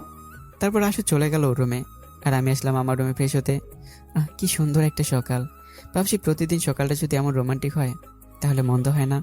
ফ্রেশ হয়ে নিচে আসলাম, সবাই একসাথে নাস্তা করলাম। নাস্তা করার সময় আব্বু আম্মুর সামনে আশু আমাকে আবার আপনি আপনি করে কথা বলছিল। নাস্তা শেষ করে চলে গেলাম বন্ধুদের সাথে আড্ডা দিতে। আড্ডা শেষ করে আস্তে আস্তে দুপুর 12টা বেজে যায়। তারপর গোসল করে জুমার নামাজ আদায় করতে চলে গেলাম মসজিদে। জুমার নামাজ পড়ে বাসায় আসলাম। এসে সবাই একসাথে দুপুরের খাবার খেলাম। খাবার খেয়ে আমার রুমে এসে রেস্ট নিচ্ছি। এমন সময় আশুর আগমন। শোনেন, ও সরি, শোনো, আজ বিকেলে কিন্তু আমরা ঘুরতে যাব, ভুলো না কিন্তু। তুমি চিন্তা করছো কেন? নিয়ে যাবো তো। এখন কি ঘুমাবে? কেন? না, এমনি তুমি ঘুমাও, আমি বিকেলে ডেকে দিবনে। এখন আমি যাই। কোথাও যেতে হবে না, এদিকে আসো তো। বলো। আমরা এখন একসাথে ঘুমাবো। না, তুমি ঘুমাও, আমি যাই।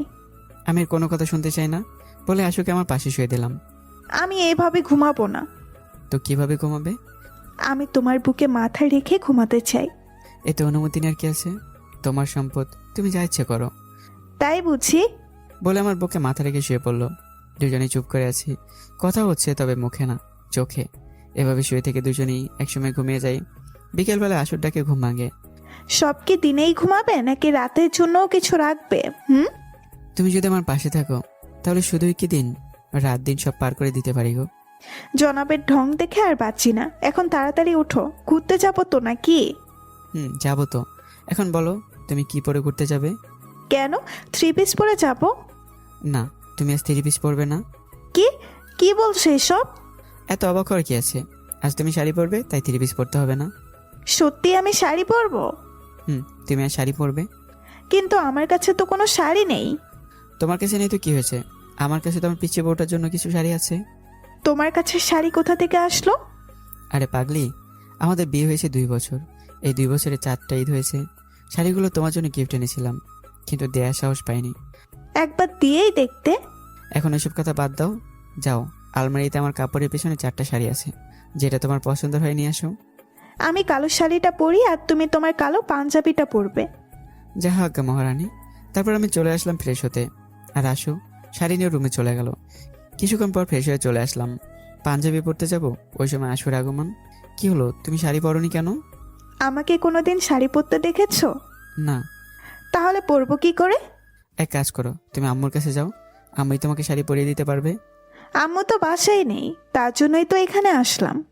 এ তো মহা ঝামেলা, এখন কি করা যায়? আমি বলি কি, আমরা দুইজন মিলে যদি চেষ্টা করি তাহলে কাজ হতে পারে। কি? আমি শাড়ি পরাতে পারি না। আমিও তো পারি না, তাহলে কি আর শাড়ি পরবো না? তা তো হতে পারে না। এই নেন, শাড়িটা ধরেন। আমার সামনে শাড়ি পরতে কি তোমার লজ্জা করবে না? এখানে লজ্জার কি আছে? তুমি তো আমার বর, তাই না? নাও, এখন আমাকে শাড়িটা পরিয়ে দাও। দুজনেই চেষ্টায় ঘন্টাখানিকের মধ্যে শাড়ি পরানো কমপ্লিট হয়। শাড়ি না পরতে পারলে যা হয় আর কি। শাড়ি পরা শেষে আশুকে আয়নার সামনে দাঁড় করালাম। বাহ, আমার বউটাকে তো শাড়িতে বেশ মানিয়েছে। বউটা কার দেখতে হবে না? তারপর দুজন নিচে নেমে আসলাম। নিচে আব্বু আর আম্মু বসে আড্ডা দিচ্ছে। আমরা দুজনই তাদের সামনে উপস্থিত হলাম। আমাদের দুজনকে এভাবে একসাথে দেখে আব্বু আম্মু অনেকটা অবাক হয়েছে। আব্বু একটু বেশি অবাক হয়েছে মনে হয়। আব্বু আম্মুর কাছ থেকে অনুমতি নিয়ে বাইরে চলে আসলাম। আশু, তুমি না বললে আম্মু বাসায় নেই? আমি এই কথা কবে বললাম? কিছুক্ষণ আগে না বললে আম্মু বাসায় নেই, যার জন্য আমার কাছে গিয়েছিলে শাড়ি পরতে? আমাকে শাড়ি পরিয়ে কি তোমার ভালো লাগেনি? একদম মুখের উপর জবাব। ভালো লাগবে না কেন? ভালো তো লেগেছে। তাহলে এত কথা না বলে এখন চলো, যাওয়া যাক। তুমি দাঁড়াও, আমি বাইক নিয়ে আসি। বাইক আনতে যাওয়ার দরকার নেই। কেন? কারণ আমরা রিক্সা করে যাব। যা তোমার ইচ্ছা, চলো তোমাকে আজ রিক্সা দিয়ে পুরো শহর ঘোরাবো। চলো। বাসা থেকে বেরিয়ে রাস্তায় আসলাম। এসে একটা রিক্সা নিলাম। রিক্সা দিয়ে সারা শহর ঘুরে একটা পার্কে গেলাম। আসলে আমি দুজনের হাত ধরে হাঁটছি আর নানা ধরনের কথা বলছি। বেশ ভালোই লাগছে পিছিয়ে বউটাকে নিয়ে এভাবে হাঁটতে। হঠাৎ একটা মেয়ে এসে আমাকে জড়িয়ে ধরলো। আমি তো অবাক, তার চেয়ে বেশি অবাক আশু। তাড়াতাড়ি করে মেয়েটাকে আমার কাছ থেকে ছাড়ালাম। মেয়েটির দিকে তাকিয়ে দেখি, আরে এ তো মারিয়া, আমার কলেজ লাইফের বন্ধু। আরে মারিয়া, তুই কেমন আছিস? বন্ধু হয় তুই করে বলতাম। আমি তো ভালো, তুই কেমন আছিস? বলে আবার জড়িয়ে ধরলো। আমি ভালো, তোকে তো দেখাই যায় না। কেন জানিস না, আমি তো দেশের বাইরে চলে গিয়েছিলাম। ও তাই তো বলি, তোর সাথে দেখা হয় না কেন? চিন্তা করিস না, এখন থেকে প্রতিদিন দেখা হবে। ঠিক বলছিস। রাজু, তোর সাথে মেয়েটা কে রে? ও, এ হলো আশু, আমার। আরে, চিনেছি আমি। ও হলো তোর ফুফাতো বোন আশু, তাই না? কথাটা শুনেই আশু আমার হাতে একটা জোরে চিমটি কাটে। আরে না, ফুপা তো বোন ছিল আগে, এখন আমার বউ হয়। আর তোর ভাবি? ফাজলামি করিস, তাই না? এখানে ফাজলামো করার কি আছে? আমরা বিয়ে করেছি 2 বছর হতে চলেছে। বাসায় জানে? আম্মু নিজে আমাদের বিয়ে দিয়েছে। কিভাবে হলো এত কিছু? পরে একদিন সব বলবো। কেমন আছো তুমি? আশুকে জিজ্ঞাসা করলো, আলহামদুলিল্লাহ ভালো আছি আপু, আপনি কেমন আছেন? আমিও ভালো আছি। আরও কিছুক্ষণ কথা বলে মারিয়ে চলে গেল। আমি আর আশু একটা বেঞ্চে গিয়ে বসলাম। আশু আইসক্রিম এনে দিতে বললো। আমি আইসক্রিম এনে দিলাম। আরও কিছুক্ষণ পার্কে থেকে বেরিয়ে আসলাম। একটা রিক্সা নিয়ে বাসায় যাওয়ার জন্য রওনা দিলাম। মাঝ রাস্তায় আশু রিক্সা থামাতে বলল। হঠাৎ করেই, চাচা রিক্সাটা একটু থামান তো। কি হয়েছে আশু, কোনো সমস্যা? ওই দেখো ফুলের দোকান, এখন আমার জন্য ফুল নিয়ে আসো। চলে গেলাম আশুর জন্য ফুল আনতে। একগুচ্ছ ফুল এনে আশুর খোপায় লাগিয়ে দিলাম। আবারও রিক্সা চলতে শুরু করলো তার আপন গতিতেই। কিছুক্ষণের মধ্যে আমরা বাসায় চলে আসলাম। আব্বু আম্মুর সাথে কথা বলে চলে গেলাম দুজনে ফ্রেশ হতে। ফ্রেশ হয়ে বিছানায় বসে বিশ্রাম নিচ্ছি আর ভাবছি সকাল থেকে এখন পর্যন্ত যা যা হয়েছে। কিছুক্ষণ পর ডিনার করার জন্য নিচে আসলাম। দেখে আমার জন্য সবাই বসে আছে। আমি কি আমার চেয়ার টেনে বসে বললাম। আশু আমাদের খাবার বেড়ে দিচ্ছে। খাবার বেড়ে দেওয়া শেষ হলে আমার পাশের চেয়ার টেনে বসে পড়লো। গত 3 দিন ধরে আশুর হাতে রান্না করা খাবার খাচ্ছি। এই অল্প সময়ের মধ্যেই আশু অনেক ভালো রান্না করতে শিখে গেছে। আশুর রান্না অনেক ভালো হয়েছে। আশু এখন মোটামুটি পাকা গিন্নিতে রূপান্তরিত হয়েছে। আমি যা বুঝলাম সব কিছু আমাকে ইমপ্রেস করার জন্য করে। ভালোবাসা এমনই হয়, আপনি যখন কাউকে মন থেকে ভালোবাসবেন তখন আপনার ভালোবাসার মানুষের মনে জয় করে চলার জন্য সর্বোচ্চ চেষ্টা করবেন, তাকে ভালোবাসার চেষ্টা করবেন, ইত্যাদি ইত্যাদি। আশুর মধ্যে এমন কিছু হচ্ছে যার জন্য আমাকে এখন বেশি বেশি সময় দেওয়ার চেষ্টা করে। খাওয়ার মধ্যে আশু বলে উঠল, আম্মু আমার কিছু কথা বলার ছিল। এখানে অনুমতি নেওয়ার কি আছে, বল কি বলবি? আমার তো সামনে ফাইনাল পরীক্ষা, তাই রাত জেগে পড়তে হয়, কিন্তু আমার একা রুমে ভয় করে। তাই বলছিলাম কি, রাতে পড়ার সময় আমি যদি ওনার রুমে পড়ি আর আমার রুমে এসে ঘুমাই তাহলে কেমন হয়? ভালো তো। তোর কি কোনো সমস্যা হবে? আমার এতে সমস্যা হওয়ার কি আছে? আসু, তাহলে তুই রাজু রুমে পড়তে যাস। আর কোনো সমস্যা হলে রাজুকে জিজ্ঞেস করে নিস। ধন্যবাদ আম্মু। আশুর মুখ দেখে মনে হচ্ছে ও তৃতীয় বিশ্বযুদ্ধ জয় করেছে। সবাই একসাথে ডিনার শেষ করলাম। আমি আমার রুমে চলে আসলাম। রুমে এসে শুয়ে শুয়ে ফেসবুক চালাচ্ছি। কিছু সময় পর আমার রুমে আশু আসলো, সাথে বই খাতা আর কলমও ছিল। আশু রুমে এসে ওর হাতের জিনিসগুলো একটি টেবিলে রাখলো। আমি এখন আশুর সাথে কোনো কথা হয়নি। আমি দেখছি আশু কি করে। হঠাৎ আশু এসে আমার বুকে চড়ে বসে। আমি আশুর হাবভাব কিছুই বুঝছি না। এই, তুমি না পড়তে এসেছো? তাহলে এসব কি করছো? আজ শুক্রবার, তাই আজ পড়বো না। তাহলে যাও গিয়ে ঘুমিয়ে পড়ো। জি না মশাই, আমি এসেছি আমার ইচ্ছা, আর যাব আমার ইচ্ছাই। আর আমি পড়বো না, ঠিক আছে? তবে আজ আমি পড়াবো। বিকেলে ঘুরে গিয়ে তোমার মাথা গেল নাকি আশু? জি না, আমার মাথা ঠিক আছে। তো কাকে কি পড়াবো শুনি? এখন আমার বুকের উপর চড়ে বসে আছে। আজ তোমাকে শেখাবো কিভাবে বউকে আদর করতে হয়। আমার বউ? আমার বউ আবার কে? কুত্তা, হনুমান, বিড়াল, শিয়াল, তুই আমাকে এখন বউ হিসেবে অস্বীকার করছিস? তোকে তো আজ মেরেই ফেলবো। কিলঘুষি আর গালি সব আমার উপর দিয়ে যাচ্ছে। তুমি আমাকে তুই করে বললে? তোকে তো এখন কেটে টুকরো টুকরো করবো কুত্তা। তুমি তোমার এই মাসুম বরটাকে মেরে ফেললে তোমার কি হবে? তুই না বললি আমি তোর বউ না, তাহলে তুই আমার বর হতে যাবি কেন? আমি কখন বললাম তুমি আমার বউ না? এই মিথ্যা বলবি না। তুমি আমার শুধু বউ না, তুমি আমার একমাত্র পিচ্ছি বউ। সে চুপ করে আছে। এই পিচ্ছি বউ, কথা বলো। আমি পিচ্ছি বউ হলে তুমি তো আমার বুড়ো বর। রাগ মনে হয় একটু কমেছে, যার জন্য আবার তুমি করে বলছে। বউ রাগ কমেছে? একেবারেই না। নিজেকে আমার কাছ থেকে ছাড়িয়ে নিয়ে বলো, কেন গো? তুমি ওই মারিয়ানাকে টারিয়া পেতনিটাকে জড়িয়ে ধরেছিলে কেন? ও, এই ব্যাপার। আমার পিচ্ছি বউটা কিন্তু আমাকে নিয়ে হিংসা করছে। তোমাকে নিয়ে হিংসা হবে না তো কাকে নিয়ে হবে শুনি? এখন আমার কথার জবাব দাও। আসলে মারিয়া মেয়েটা এমনি এমনি শুধু গায়ে পড়া স্বভাব। তাই বলে কি তোমাকেও জড়িয়ে ধরতে হবে নাকি? আচ্ছা, আমি মারিয়াকে বলে দেবো না যেন আমাকে আর জড়িয়ে না ধরে। এখন হ্যাপি? না। আবার কি হলো? তুমি না বললে ওই পেতনিটার সাথে আবার দেখা করবে? তো না, তুমি ওই পেতনির সাথে দেখা করতে পারবে না। আচ্ছা, দেখা করব না। আমার বরটা কি ভালো, বলে গালে একটা কিস করলো। কি হলো এটা? কেন, ভালো লাগেনি? আরো একটা দিব নাকি? না, এখন না, অন্য কোনো সময়। এখন গিয়ে ঘুমিয়ে পড়ো। সকালে তোমার কলেজ আছে আর আমার অফিস আছে। আশুর হাবভাব ঠিক লাগছে না, তাই রুমে পাঠিয়ে দিচ্ছি। না, যাব না। কেন? কারণ আজ আমি তোমার সাথে ঘুমাবো। না না, আম্মু জানলে খারাপ বুঝতে পারে। তুমি না একটা ভিতুর ডিম। তাছাড়া আমরা তো স্বামী স্ত্রী, তাই না? আমরা তো স্বামী স্ত্রী, তা ঠিক, কিন্তু আম্মা আমাদের একসাথে একই বিছানায় থাকতে না করেছে, কারণ তুমি এখনো প্রাপ্তবয়স্ক হওনি। তোমার কি মাথা ঠিক আছে নাকি নষ্ট হয়ে গেছে? কেন, কি হয়েছে? গত মাসে না আমার জন্মদিন পালন করলাম সবাই মিলে। তো? আরে গাধা, ওই দিন থেকেই আমার 18 বছর পড়েছে। তাই নাকি? তুমি এত বড় হয়ে গেছো? তোমার কি আর আমাকে নিয়ে ভাবার সময় আছে? আরে না, তেমন কিছু না। সময় যে কিভাবে চলে যায় বোঝাই যায় না। তা ঠিক। এখন আমাকে শক্ত করে জড়িয়ে ধরো তো, আমি তোমার বুকে মাথা রেখে ঘুমাবো। আমাকে শক্ত করে জড়িয়ে ধরে। আম্মু! আর একটা কথা বললে কিন্তু খুন করে ফেলবো। চুপচাপ আমাকে জড়িয়ে ধরে তুমিও ঘুমাও। কি আর করার, আশুকে জড়িয়ে ধরে চুপচাপ শুয়ে রইলাম। মেয়েটা দিনে দিনে পাগলি হয়ে যাচ্ছে, কথায় কথায় আমার সাথে অভিমান করে। আমার অনেক ভালো লাগে আশুর অভিমান ভাঙিয়ে হাসি খুশি রাখতে। কিছুক্ষণের মধ্যে আশু ঘুমিয়ে পড়ে, একদম বাচ্চাদের মতো আঁকড়ে ধরে ঘুমিয়ে আছে। মনে হচ্ছে ছেড়ে দিলে আমি পালিয়ে যাব। ঘুমের মধ্যে কতই না মায়াবী লাগছে আমার পিচ্ছি বউটাকে। মন চাই শুধু মায়াবী চেহারার দিকে তাকিয়ে থাকি আর সারা জীবন পার করে দেই। মায়াবী চেহারা দেখতে দেখতে কখন যে ঘুমিয়ে গেল মনেই নেই। সকালে ঘুম ভাঙলো আশুর ডাকে।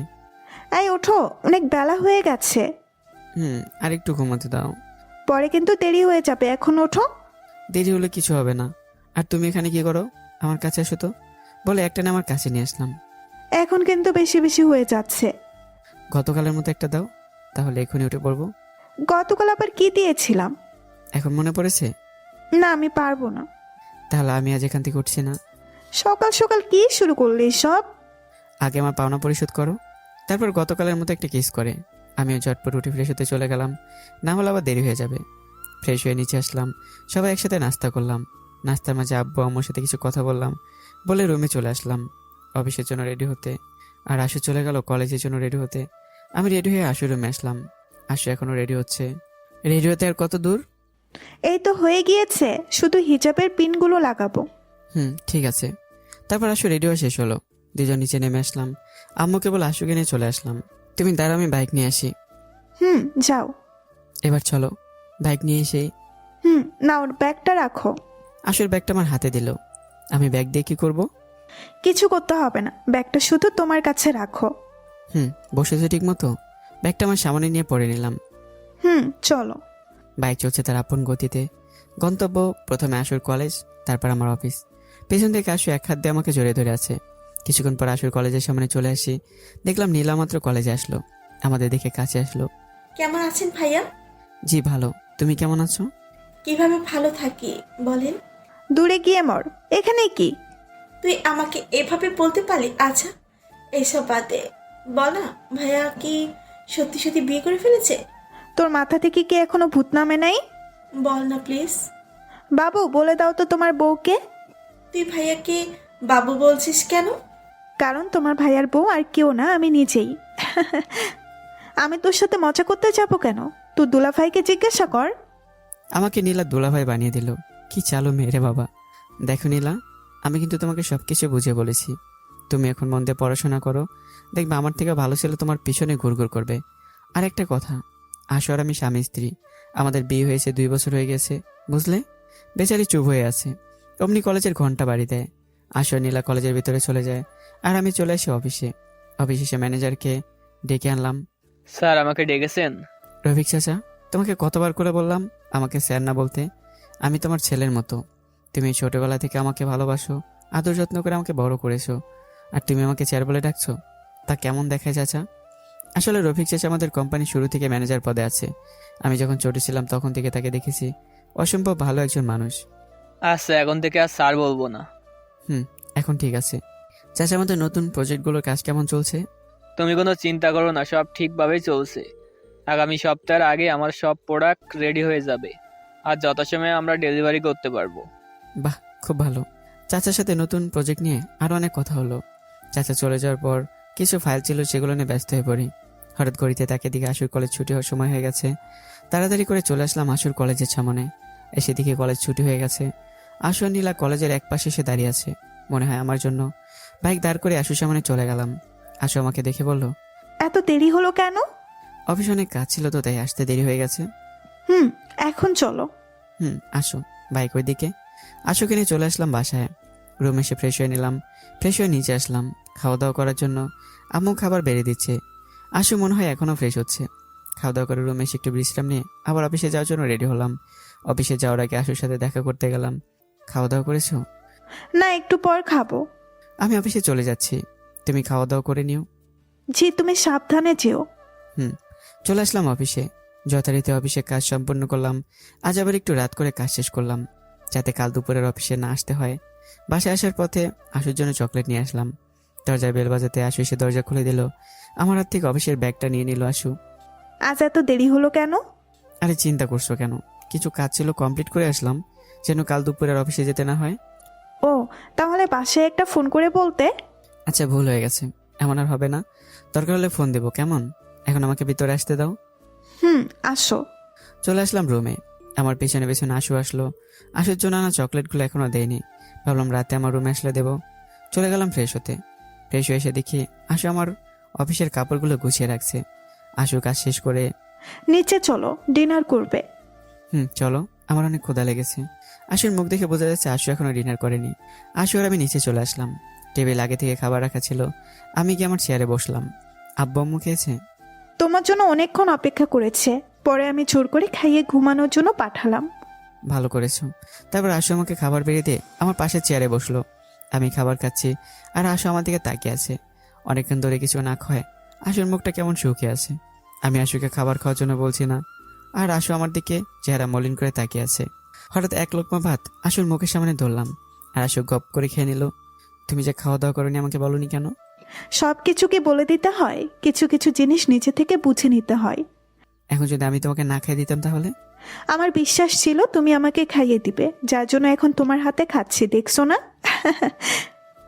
বুঝলাম। এবার হা করো। আশুকে খাওয়াচ্ছি আর আমি নিজেও খাচ্ছি।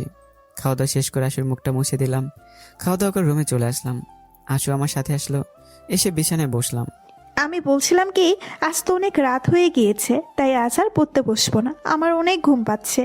ঠিক আছে, আজ পড়তে হবে না, কিন্তু কাল থেকে নিয়মিত পড়তে বসবে, কারণ সামনে কিন্তু তোমার ফাইনাল পরীক্ষা। কাল থেকে আর মিস হবে না, কাল থেকে নিয়মিত পড়তে বসবো। চলো এখন ঘুমাবো। বিছানার একপাশে শুয়ে পড়লো। আমি এখনো বসে আছি। তুমি তোমার রুমে গিয়ে ঘুমাও। আজও আমি তোমার সাথে ঘুমাবো, এটা তোমার শাস্তি, কারণ তুমি আজ অফিস থেকে দেরি করে এসেছো। আজই কিন্তু লাস্ট। দেখা যাবে। কিছু বললে? কই না তো। তারপর আমি শুয়ে পড়লাম। আমি শুয়ে পড়তে আশু এসে আমার বুকে মাথা রেখে শুয়ে পড়লো। হঠাৎ মনে পড়লো আজ তো আশুর জন্য চকলেট এনেছিলাম, যা এখনো দেয়া হয়নি। আশুকে জোর করে আমার বুক থেকে সরালাম। সরিয়ে আমি বিছানা থেকে উঠে পড়লাম। আমার কাণ্ড দেখে আশু রীতিমতো অবাক হচ্ছে। আশু কিছুই বুঝতে পারছে না আমি কেন একে সরিয়ে দিলাম। আমি আশুর অবস্থা বুঝতে পেরে তাড়াতাড়ি করে চকলেটগুলো নিয়ে আসলাম। চকলেটগুলো এনে আশুকে দিলাম, দিয়ে আবার শুয়ে পড়লাম এবং আশুকে টান দিয়ে আমার বুকে নিয়ে আসলাম। আশু এতক্ষণে কিছুটা স্বাভাবিক হয়েছে। এভাবে কি কেউ উঠে যায়? কেন, কি হয়েছে? আমি তো ভয় পেয়ে গিয়েছিলাম। কেন গো? আমি ভাবলাম তোমার বুকে এসে শুয়েছি বলে রাগ করে চলে যাচ্ছ। কি যে বলো না, আমি কি আমার পিচ্চি বউটার সাথে রাগ করতে পারি? এসব কথা বাদ দাও, এখন চকলেট খাও। আমি এই চকলেট খাবো না। কেন? কারণ তুমি এই চকলেট আনতে গিয়ে আমাকে ভয় দেখিয়েছো। আচ্ছা সরি, আর এমন করবো না, এবার খাও। এই নাও, আমাকে খাইয়ে দাও। চকলেটের প্যাকটা আমার দিকে দিয়ে আমি আশুকে চকলেট খাইয়ে দিচ্ছি, আর আশু বাচ্চাদের মতো করে চকলেট খেয়ে যাচ্ছে। আমি অপলক দৃষ্টিতে তাকিয়ে আছি। এভাবে তাকিয়ে আছো কেন? তুমিও কি চকলেট খাবে নাকি? তুমি খাও, এতে আমার শান্তি। না না, এই নাও, তুমিও একটু খাও, না হলে আমার পেট ব্যথা করবে। আমার মুখে এক টুকরো চকলেট দিল, আর হাসাহাসি করছে। এখন তাড়াতাড়ি খাও, ঘুমোতে হবে। আশু চকলেট খাওয়া শেষ হলে আমার বুকে মাথা রেখে শুয়ে পড়ে। যদি এতক্ষণে আমার বুকে শুয়ে শুয়ে চকলেট খাচ্ছিল, তবে এখন শক্ত করে জড়িয়ে ধরেছে। কিছুক্ষণের মধ্যে আশু ঘুমিয়ে পড়ে। আমার মুখটা হালকা উঠে আশুর কপালে ভালো লাগার পর সেঁকে দিলাম। আশু কিছুটা নড়ে চড়ে আবার ঘুমিয়ে পড়লো। আমি আশুকে জড়িয়ে ধরে ঘুমিয়ে পড়লাম। এভাবে আমাদের সময় যেতে লাগলো। দুজন দুজনের প্রতি টান, ভালোবাসা, যত্ন নেওয়া ইত্যাদি ইত্যাদি হাজার গুণ বাড়তে লাগলো। বলতে পারেন কেউ কাউকে ছাড়া এক মুহূর্তেও থাকতে পারি না। পবিত্র ভালোবাসা মনে হয় এমনই হয়, যেখানে একজন আরেকজনের প্রতি আস্থা বিশ্বাস থাকবে। সেই ভালোবাসা কখনো মরিচা ধরে না, শুধু থাকবে প্রিয়জনের প্রতি ভালোবাসা। ভালোবাসা বাড়ার সাথে সাথে আশুর বায়নাগুলো বেড়ে গিয়েছে। যেমন অফিস থেকে তাড়াতাড়ি আসা, কোনো মেয়ের দিকে না তাকানো, অফিস থেকে আসার সময় কিছু নিয়ে আসতে হবে, আর না আনলে আমার সাথে কথা বলে না। আরও একটা নতুন বায়না ধরেছে। অফিসে যাওয়ার সময় এবং রাতে আসার সময় তাকে চুমু দিতে হবে। এটা নাকি স্ত্রী হয়ে স্বামীর কাছে অধিকার। আমার আর কি, আসল পাগলামিগুলো মানে বায়নাগুলো পূরণ করতে অনেক ভালোই লাগে। যখন কোনো কারণে রাগ করে বায়না ধরে না, তখন আসল বায়নাগুলো মিস করি। হতে পারে এটাই ভালোবাসা। আশু এখন প্রতিদিন নিয়মিত পড়তে বসে, তবে আমার রুমে। আশু যতক্ষণ পড়বে ততক্ষণ আশুর পাশে চেয়ারে বসে থাকতে হবে। ওর পড়া শেষ হলে দুজনে একসাথে জড়াজড়ি করে ঘুমিয়ে পড়ি। যদিও পড়া শেষে আশুকে রুমে গিয়ে ঘুমোতে বলি, কিন্তু প্রতিদিন কোনো না কোনো অজুহাত দিয়ে আমার সাথে ঘুমাবে। আশুর পড়া শেষে আমার সাথে থেকে যাওয়া ব্যাপারটা মনে হয় আম্মু আন্দাজ করতে পেরেছে, তবে আম্মু আমাদের কিছু বলেনি। হতে পারে আমরা স্বামী স্ত্রী, তাই। দেখতে দেখতে 3 মাস চলে গেল। আগামী শনিবার থেকে আশুর ফাইনাল পরীক্ষা শুরু। আশু এখন খুব মনোযোগ দিয়ে পড়াশোনা করছে। আম্মু অবশ্য অনেক আগে থেকেই আশুর কাজ বন্ধ করে দিয়েছে মন দিয়ে পড়ার জন্য। পরীক্ষার আর 2 দিন বাকি, তাই বেশি রাত পর্যন্ত আশু পড়ে। আশুর পড়ার ধরন কিছুটা পরিবর্তন করেছে, কারণ অফিস থেকে সে আশুর সাথে কিছুক্ষণ চেয়ারে বসে থাকতে কোমর ব্যথা ধরে যায়। এসব আমি বলিনি, আশুই বলেছে। তাই আমাকে এখন আর বিছানায় পা দুটো সামনে রেখে সোজা রেখে বসতে হয়, আর আশু আমার কোলে বসে পড়ে। আমাকে আবার পিছন থেকে আশুকে জড়িয়ে ধরতে হয়। তা না হলে নাকি আশুর পড়ায় মন বসে না। আমি এখনো ঠিক বুঝলাম না পড়ার এই পরিবর্তনে করা সুবিধা হলো আমার নাকি আশুর। বিষয়টি নিয়ে ভাবতে হবে। আপনারা কি বলেন, পড়ার এই পরিবর্তনে কার লাভ হলো, আমার নাকি আশুর? দেখতে দেখতে আশুর পরীক্ষার দিনে চলে আসলো। আশু ভোরবেলা ঘুম থেকে উঠে পড়েছে পড়তে বসার জন্য। সকাল 10টায় পরীক্ষা শুরু হবে, তাই আমিও আর বেশি শুয়ে না থাকে উঠে ফ্রেশ হয়ে নিলাম। ফ্রেশ হয়ে এসে নিচে গিয়ে আমার আর আশুর জন্য নাস্তা নিয়ে আসলাম আমার রুমে। আশুকে আমি নাস্তা খাইয়ে দিচ্ছি, আর আশু মন দিয়ে পড়ছে। আশুর সাথে সাথে আমিও খাচ্ছি। নাস্তা করার পর আশু রেডি হতে চলে গেল। আমি অফিসের জন্য রেডি হতে লাগলাম। আজ প্রথম পরীক্ষা, তাই আজ একটু আগে যেতে হবে। তাই আব্বু আমার কাছ থেকে দোয়া নিয়ে আশুকে নিয়ে পরীক্ষার হলে চলে আসলাম। কলেজের গেট এখনো খোলেনি। আশু আর আমি বাইরে দাঁড়িয়ে আছি, সাথে আরো হাজারো মানুষ। এই শোনো না, আমার না ভয় করছে। তুমি না আমার পিচ্ছি বউ, তোমার মুখে এইসব কথা শোভা পায় না। একদম ভয় পাবে না, মন দিয়ে পরীক্ষা দেবে। যেগুলো কমন পড়বে সেগুলো আগে শেষ করে ফেলবে। কিছুক্ষণের মধ্যে গেট খুলে দিল। আশুর পরীক্ষা যাওয়ার হলের সময় চলে এসেছে। চারপাশে তাকিয়ে দেখলাম সবাই ভেতরে যাওয়া নিয়ে ব্যস্ত হয়ে পড়েছে। তোমার হাতটা দাও তো। কি করবে? আশুর ডান হাতটা আমার হাতে দিয়ে চারপাশে তাকিয়ে আশুর হাতে ছোট্ট একটা ভালোবাসার পরশ এঁকে দিলাম। আশু চুপ করে আছে। এখন যাও, আর মন দিয়ে পরীক্ষা দাও, কেমন? একদম সময় নষ্ট করবে না।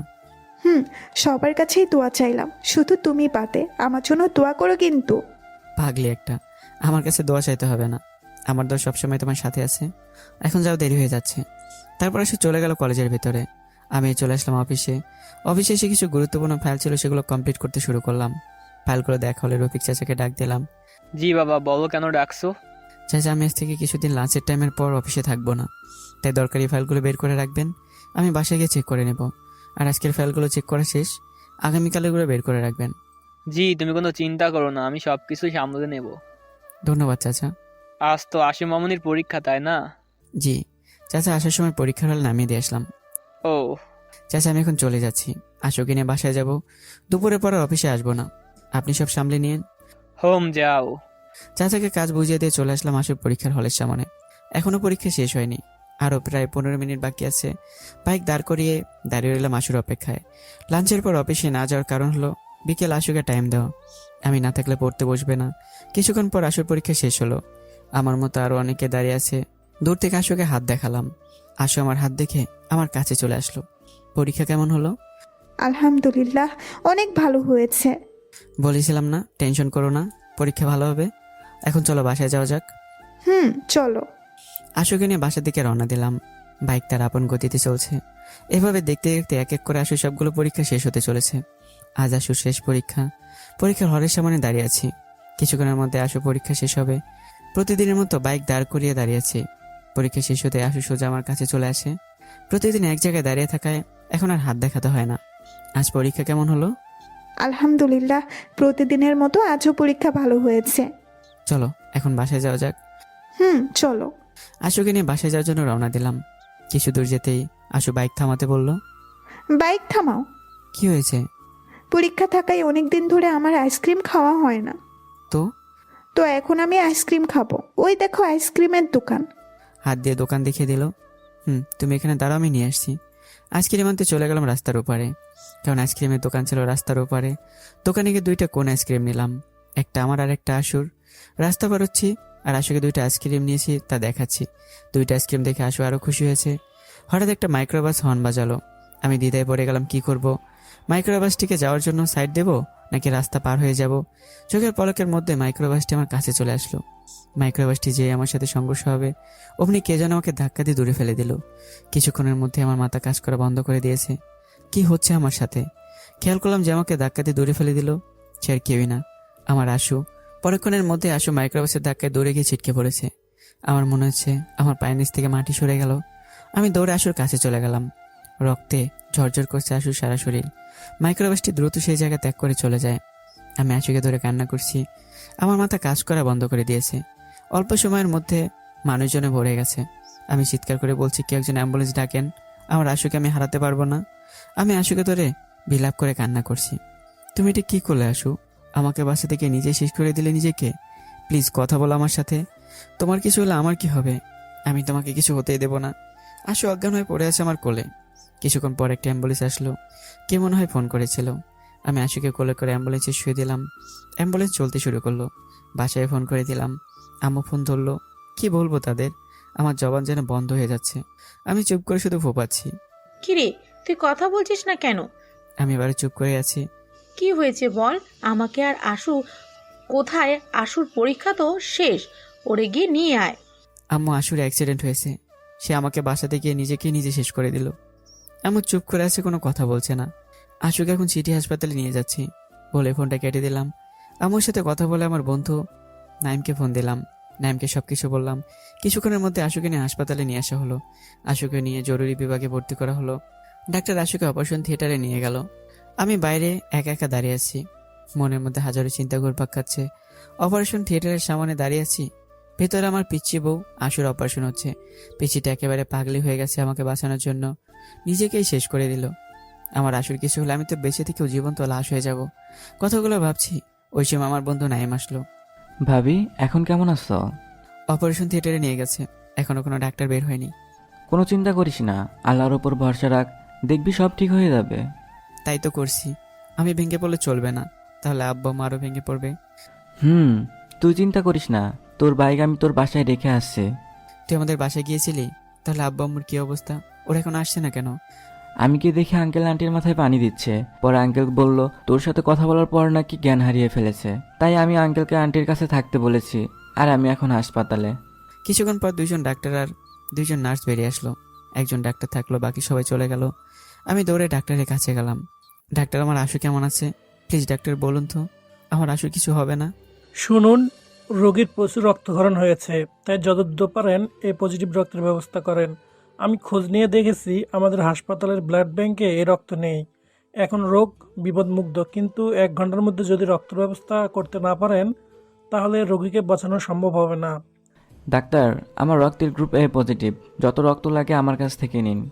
আলহামদুলিল্লাহ, আমরা যদি এখনই রোগীকে রক্ত সরবরাহ করতে পারি তাহলে রোগীর দ্রুতই জ্ঞান ফেরা সম্ভব হবে।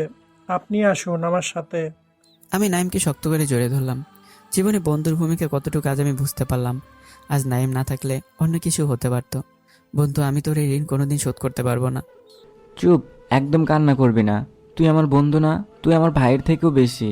আর তুই যে ঋণের কথা বলছিস না, এটা তো সামান্য কারণ। আমি তোর কাছে এর থেকেও বেশি ঋণী। তুই আমার বাবার জীবন বাঁচিয়েছিস। আজ তোর জন্য আমার বাবার জীবন বেঁচে আছে। কথাগুলো বলে নাইম ডাক্তারের সাথে চলে গেল রক্ত দিতে। আসলে আমি একদিন নাইমের বাবার জীবন বাঁচিয়েছিলাম। নাইমের বাবা ব্যবসায়ী মানুষ। একদিন রাতে আমি রাস্তা দিয়ে আনমনে হাঁটছিলাম, তখন একজন লোকের চিৎকার শুনতে পেলাম। দৌড়ে লোকটার কাছে গেলাম। গিয়ে দেখি 4 থেকে 5 জন লোক নাইমের বাবাকে মারছে। আমি আর দাঁড়িয়ে থাকলাম না, ঝাঁপিয়ে পড়লাম লোকগুলোর ওপর। লোকগুলোকে উড়কি মারতে শুরু করলাম। এক পর্যায়ে লোকগুলো পালিয়ে যায়। তারপর নাইমকে ফোন করে আনি। পরে জানতে পারি নাইমের বাবা ব্যবসায় অংশীদাররাই লোক পাঠিয়েছে। এখন বর্তমানে আসা যাক। অনেকক্ষণ ধরে দাঁড়িয়ে আছি, আশুর কাছেও যেতে দিচ্ছে না। কিছুক্ষণ পর দেখে আব্বু আর আম্মু আসছে। আম্মু এসে কান্নাকাটি শুরু করে দিয়েছে। আমি আম্মুকে সান্ত্বনা দিতে পারছি না। কি বলে সান্ত্বনা দেব আম্মুকে? যে আশুকে আমার থেকে বেশি ভালোবাসে, যাকে সুখে রাখার জন্য আমার মনে আশুর প্রতি ভালোবাসার সৃষ্টি করছে। আম্মু, কান্না করো না, দেখবে তোমার আশু একদম ঠিক হয়ে যাবে। ডাক্তার অপারেশন করে বেরিয়ে এসেছে। আশু এখন বিপদমুক্ত। আশুর নাকি অনেক রক্তক্ষরণ হয়েছে, তাই নাইম গেছে রক্ত দিতে। নাইমের সাথে আশুর রক্ত মিল রয়েছে। দেখবে কিছুক্ষণের মধ্যে আশু আবার ভালো হয়ে যাবে। আল্লাহর উপর আমার সম্পূর্ণ ভরসা আছে।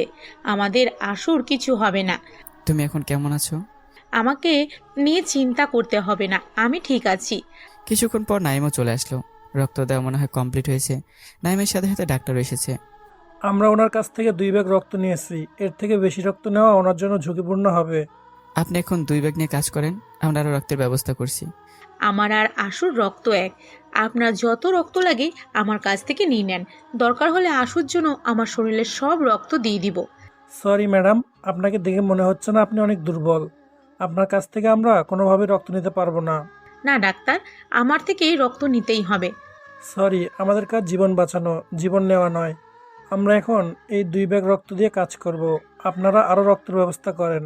ডাক্তার আবার চলে গেল অপারেশন থিয়েটারে। তোমরা কোনো চিন্তা করো না, আমি লোকজন লাগিয়ে দিচ্ছি, কিছুক্ষণের মধ্যেই রক্তের ব্যবস্থা হয়ে যাবে।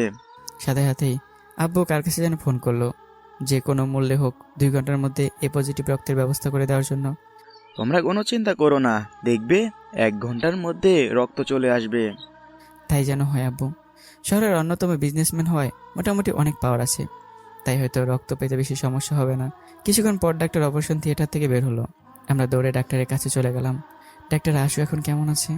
দেখেন, রোগী এখন বিপদমুক্ত আছে। তবে আমরা যে মেশিন দিয়ে অপারেশন করছিলাম সেই মেশিনটা নষ্ট হয়ে গিয়েছে। কি বলছেন এসব? আমাদের এখন কিছু করার নেই। আপনারা রোগীকে দ্রুত অন্য কোনো হাসপাতালে নিয়ে ভর্তি করেন। রোগীকে এভাবে বেশিক্ষণ রাখা ঠিক হবে না। তোমরা কোনো চিন্তা করো না, আমি এখনই সব কিছুর ব্যবস্থা করছি। আব্বু আমার কাছ থেকে একটু দূরে গিয়ে কাকে যেন ফোন করলো। কথা শেষ করে আবার আমাদের কাছে আসলো। সব কিছু রেডি হয়ে গিয়েছে।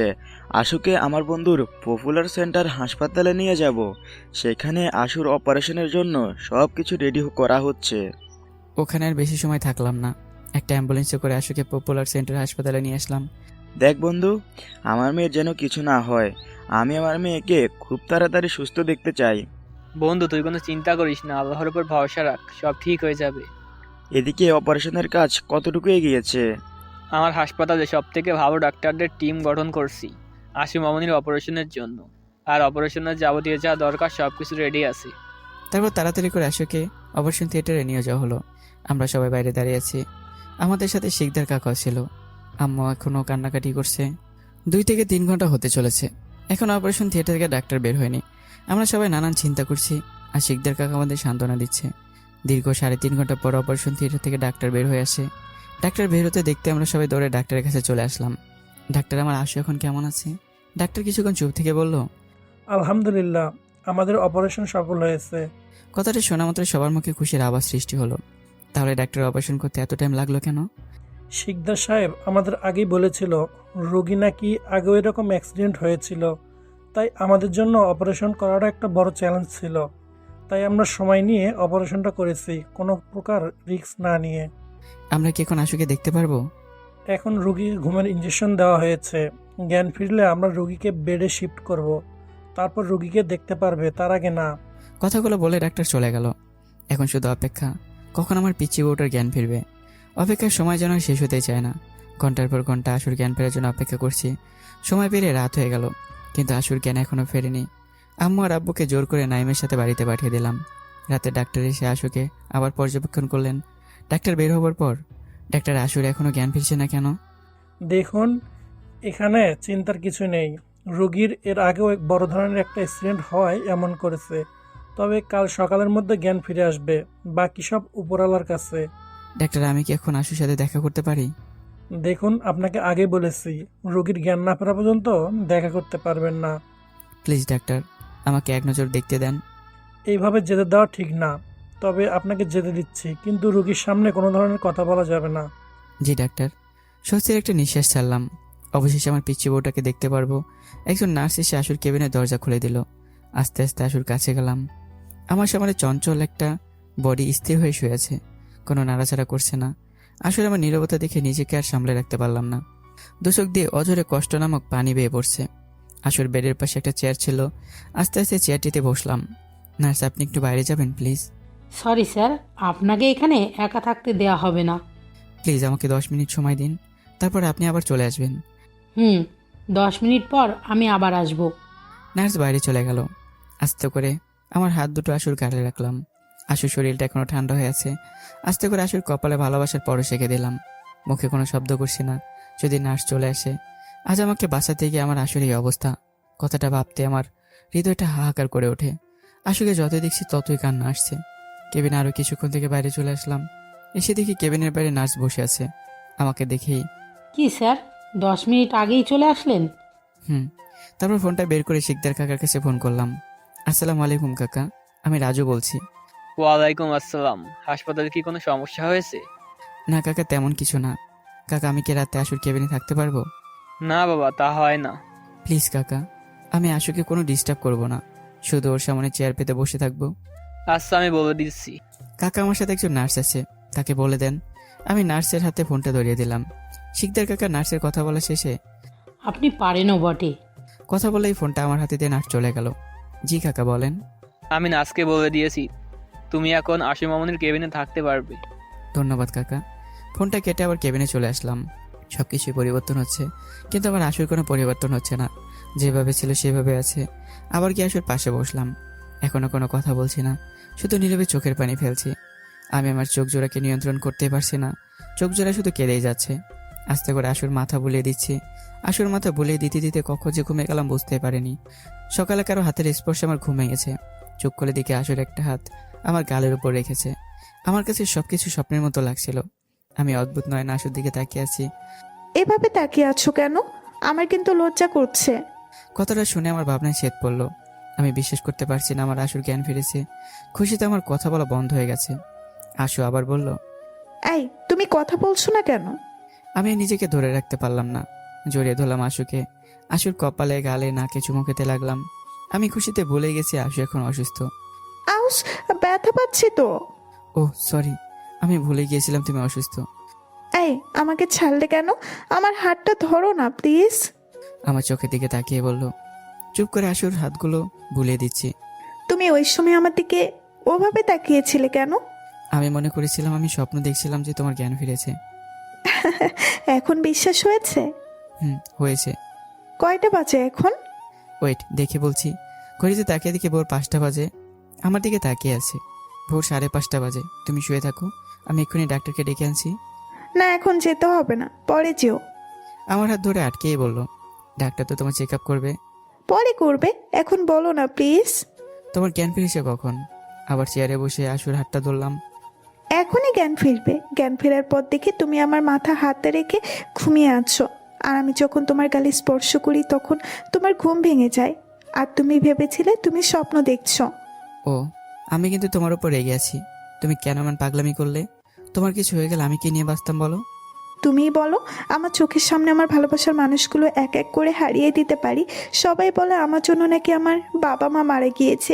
এখন আবার আমার জন্য যদি তোমার কিছু একটা হতো, তাহলে আমি বেঁচে থেকেও জীবন্ত লাশ হয়ে যেতাম। আমি চাই না আমার ভালোবাসার মানুষগুলো আমার থেকে দূরে চলে যাক। কথাগুলো বলছে আর কান্না করছে। এই কান্না করো না প্লিজ। তোমার কান্না আমি একদম সহ্য করতে পারি না। আর এখন তোমার বেশি কথা বলা ঝুঁকিপূর্ণ। এখন যাই, ডাক্তারকে ডেকে আনি। যাও। এই শোনো। চলে যাচ্ছিলাম, পিছন থেকে আবার ডাক দিল। কিছু বলবে? তুমি কাল থেকে কিছু খাওনি তাই না? ঠিকই তো। আমি কাল সকালে নাস্তা করার পর আর কিছু খাইনি। আসলে টেনশনে সবকিছু ভুলে গেছি। এখন গিয়ে বাইরে থেকে কিছু খেয়ে নিবে। তোমাকে ছাড়া লাস্ট কবে খেয়েছি আমার মনে নেই। তোমাকে ছাড়া আমি একা কিভাবে খাই বলো? পাগলামো করো না। আমাকে তো স্যালাইন দিয়ে রেখেছে, এখন এটাই আমার খাবার। ডাক্তারকে জিজ্ঞাসা করে দেখে নিও। আচ্ছা, খাবো নি। আশুকে কেবিনে রেখে বাইরে চলে আসলাম। আব্বুকে ফোন দিলাম। আসসালামু আলাইকুম আব্বু, আশুর জ্ঞান ফিরেছে। আমি আশুর সাথে কথা বলেছি, এখন মোটামুটি ভালো আছে। ওয়ালাইকুম আসসালাম। আলহামদুলিল্লাহ। আমি আর তোর আম্মু রাস্তায় আছি, এখনই চলে আসবো। এত ভোরে এসে কি করবে? বাচ্চা একটু রেস্ট নাও। হাসপাতালে মেয়েকে রেখে কি বাসায় মন থাকে? তোর আম্মু সারা রাত 2 চোখ এক করেনি। আচ্ছা, সাবধানে আসো। আব্বুর কাছ থেকে ফোন কেটে দিয়ে নাইমকে একটা ফোন দিলাম। প্রথমবার রিং হয়ে কেটে গেছে, মনে হয় ঘুমোচ্ছে। আবার ফোন দিলাম, সাথে হাতে রিসিভ করলো। নাইম, আশুর জ্ঞান ফিরেছে। আমি কথা বলেছি, এখন মোটামুটি ভালো আছে। আলহামদুলিল্লাহ, আমি এখন আসছি। আরে না, তোর এখন আসতে হবে না। তুই টেনশন করবি তাই এখন জানালাম। এখন ঘুমা, পরে সময় করে আসিস। আচ্ছা। নাইমের সাথে কথা বলে ফোন কেটে দিলাম। এরপর ডাক্তারের কেবিনে গেলাম। আসসালামু আলাইকুম স্যার, আশুর জ্ঞান ফিরেছে। আলহামদুলিল্লাহ। আমি বলেছিলাম না সকালের মধ্যে রোগীর জ্ঞান ফিরবে। এখন চলেন দেখে আসি। চলেন। স্যার, আপনি কি রাতে বাসায় যাননি? এত ভোরে হাসপাতালে চলে আসলেন। আশু কেবিনের দিকে যেতে যেতেই বললাম, শিকদার সাহেবের নির্দেশ, গতকাল বিকাল থেকে আগামী 48 ঘন্টা হাসপাতাল থাকতে হবে, যেন রোগীর সেবায় কোনো গাফিলতি না হয়। ধন্যবাদ স্যার। ডাক্তার আমি দুজনে আশুর কেবিনে প্রবেশ করলাম। ডাক্তার ভালোভাবে আশু চেক আপ করছে। আশু চেক আপ শেষে, এখন আর চিন্তার কিচ্ছু নেই, এখন শুধু ক্ষতস্থানগুলো শুকাতে সময় লাগবে। জি ডাক্তার। আর রোগীর আরও কিছুদিন হাসপাতালে থাকতে হবে। জি ডাক্তার। আচ্ছা আশু কি এখন কিছু খেতে পারবে? রোগীর এখন মাত্র জ্ঞান ফিরেছে, এখন কিছু খেতে পারবে না। 12 ঘন্টা আগে কিছু খাওয়ানো যাবে না। আপনি চিন্তা করবেন না, রোগীকে স্যালাইন দেওয়া হয়েছে, অন্য কিছুর প্রয়োজন নেই। জি ডাক্তার। ডাক্তার চলে গেল। আমি আশুর হাতগুলো আমার হাতের মুঠোয় নিয়ে আশুর পাশে বসলাম। কি বলেছিলাম না আমি এখন কিছু খেতে পারবো না, আমাকে স্যালাইন দেওয়া হয়েছে। বুঝেছি। তুমি এখনো কিছু খাওনি কেন? পরে দেখবে আমাকে সুস্থ করতে গিয়ে তুমি নিজেই অসুস্থ হয়ে গিয়েছো। তুমি অসুস্থ থাকলে আমি এমনিতেই অসুস্থ থাকি। আব্বু আম্মা আসতেছে, ওনার আসার পর গিয়ে কিছু খেয়ে আসবো। ওকে? ওকে। আমার হাতে আস্তে করে একটা চুমু দিল। হাসপাতালে ভর্তি আছো, তারপর রোমান্স খেলো না। অসুস্থ বলে যে রোমান্স করব না তা তো হতে পারে না। আমার অধিকার আছে তোমার সাথে রোমান্স করার। কার উপর কি অধিকার আছে আশু মামুনির? পেছন থেকে আম্মু বলল, না আম্মু তেমন কিছু না। আশু মা, এখন কেমন আছিস? এখন মোটামুটি ভালো আছি, তুমি কেমন আছো? আমি ভালো আছি। আমার চিন্তা করতে হবে না মা। বলতো মা, কেন এমন পাগলামি করলি? তোমার গুণধর ছেলেকে জিজ্ঞাসা করো রাস্তাঘাটে কিভাবে চলাফেরা করতে হয়। আম্মু অ্যাক্সিডেন্টের কথা আশুকে জিজ্ঞেস করছে, কারণ আমি শুধু বলেছিলাম আশুর অ্যাক্সিডেন্ট হয়েছে, কিন্তু কিভাবে হয়েছে বলা হয়নি এখনো। আমি এসব কথা এখন বাদ দাও তো। ডাক্তার বলে দিয়েছে আশুকে কম কথা বলতে। কথা ঘুরিয়ে নিলাম, এখন এসব কথা বলার সময় না। আশুর খাওয়ার ব্যাপারে ডাক্তার কিছু বলেছে? ডাক্তার বলছে 12 ঘন্টার আগে কিছু খাওয়ানো যাবে না। আমি কিছু খাচ্ছি না বলে তোমার ছেলেও কাল থেকে না খেয়ে আছে। আশু মামুনি, এখন আর তোর চিন্তা করতে হবে না, আমি নাস্তা বানিয়ে নিয়ে এসেছি। এখন ভালোই ভালোই খেয়ে নাও। আমার দিকে তাকে, খাচ্ছি তো। আমার সামনে খাবে, তোমাকে নিয়ে বিশ্বাস নাই। আব্বুর সামনে বসে নাস্তা করলাম। নাস্তা করে শেষে নার্স এসে আশুকে আবার ঘুমের ইঞ্জেকশন দিয়ে গেল। 8 থেকে 10 ঘন্টা পর নাকি জ্ঞান ফিরবে। আম্মু আব্বুকে আবারও বাসায় পাঠিয়ে দিলাম। আশু অজ্ঞান থাকা অবস্থায় নাইম এবং শিকদার কাকা দেখে গেছে। আশু কিভাবে আরও 1 সপ্তাহ হাসপাতালে রাখা হলো। এই 1 সপ্তাহে আমি একবারের জন্য হাসপাতাল থেকে বাইরে যাইনি। সারাক্ষণ আশুর সাথে থেকেছি, যেন আশু কোনোভাবে বোরিং ফিল না করে। তাছাড়া আশুকে এই অবস্থায় রেখে কোনো কাজে মনও বসবে না। 1 সপ্তাহ পর আশুকে বাসায় নিয়ে আসা হলো। আশুকে আরও মাস দেখ রেস্টে থাকতে হবে। আমি এখন আবার অফিসে যাওয়া কন্টিনিউ করেছি। যথাসম্ভব দ্রুত কাজ শেষ করে আশুকে সময় দিতে হয়। আশু এখন আমার সাথে আমার রুমেই থাকে। তাও আম্মু নিজেই থাকতে বলেছে, আশু সেবাও করতে বলেছে, কারণ আম্মু এখন জানে আমাকে বাসা থেকে আশু অ্যাক্সিডেন্ট হয়েছে। আশুকে এখন রুমেই থাকতে হয়, নিচে যাওয়া বারণ। আমি অফিসে থাকলে আব্বু আম্মু আমার রুমে এসে আশুর সাথে আড্ডা দেয়। এখন সবসময় আমি আশুকে খাবার খেয়ে দেই। এখন রাতের খাবার নিয়ে রুমে আসলাম। আশু খাবার নিয়ে এসেছি, চলো এবার খেয়ে নাও। খাইয়ে দাও। হা করো। চুপচাপ খাচ্ছে, আর আমিও খাচ্ছি খাওয়ার মধ্যেই। তুমি তো আমাকে সবসময় খাইয়ে দাও। তাও আজ আমিও তোমাকে খাইয়ে দেই। জি না, তোমার শরীর ভালো হোক, তারপর যত ইচ্ছা আমাকে খাইয়ে দিও, আমার কোনো সমস্যা নেই। আচ্ছা। খাওয়া শেষ করে প্লেটগুলো নিচে রেখে আসলাম। চলো না আমরা ব্যালকনিতে গিয়ে বসি। চলো। প্রতিদিন রাতে খাওয়া শেষ করে ব্যালকনিতে গিয়ে বসা এখন আমাদের রুটিন হয়ে গেছে, কারণ আশু রুমে বসে থাকতে থাকতে নাকি ভালো লাগে না। তাই রাতে দুজন একসাথে বসে গল্প করি। আশুকে ধরে আস্তে আস্তে ব্যালকনিতে নিয়ে গেলাম। আশুকে ধরে চেয়ারে বসালাম, আর আমি চেয়ারের পিছনে দাঁড়ালাম। শোনো না, আমার এভাবে বসলে শরীর ব্যথা করে। পিছন থেকে আমার হাতটা আশুর হাতে নিয়েই, তাহলে চলো তোমাকে নিয়ে রুমে যাই। না, রুমে যাব না, এখানে ভালো লাগছে। তোমার শরীরে যে ব্যথা করছে তার কি হবে? এক কাজ করো, তুমি চেয়ারে বসো, আমি তোমার কোলে বসি, তাহলে আমার শরীরে ব্যথা করবে না। এখন সব বুঝেছি। আশুকে ধরে দাঁড় করালাম, আমি চেয়ারে বসলাম, আর আশু আমার কোলে বসলো। পাগুলো ঝুলিয়ে রাখলো, আর হাত দুটো দিয়ে আমার গলা জড়িয়ে ধরেছে। আশুর মাথাটা আমার বুকের সাথে ভর দিয়ে রেখে, একটা কথা বলি? বলো। তুমি এখনো সরাসরি কোনো কিছু আমার কাছে চাও না কেন? কই, চাই তো। তাহলে সবকিছু ঘুরিয়ে পেঁচিয়ে বলো কেন? সবকিছু তো আর সরাসরি চাওয়া যায় না, তাই ঘুরিয়ে পেঁচিয়ে বুঝাতে হয় আমার বুড়ো বরটাকে। বুঝলাম। এভাবে বেলগুনিতে অনেক কথা হলো। কথা বলতে বলতে একসময় আশু আমার বুকে মাথা রেখে ঘুমিয়ে পড়লো। আশুকে কোলে নিয়ে রুমে নিয়ে আসলাম, আস্তে আস্তে বিছানায় শুয়ে দিলাম।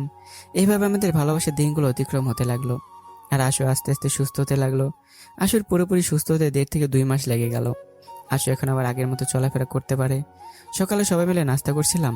শুন রাজু, তোর আব্বু আর আমি মিলে একটা ডিসিশন নিয়েছি। আশু এখন সম্পূর্ণ সুস্থ আছে, তাই আগামী শুক্রবার তোর আর আশু মামুনির বৌভাতের অনুষ্ঠানটা সম্পূর্ণ করে ফেলতে চাই।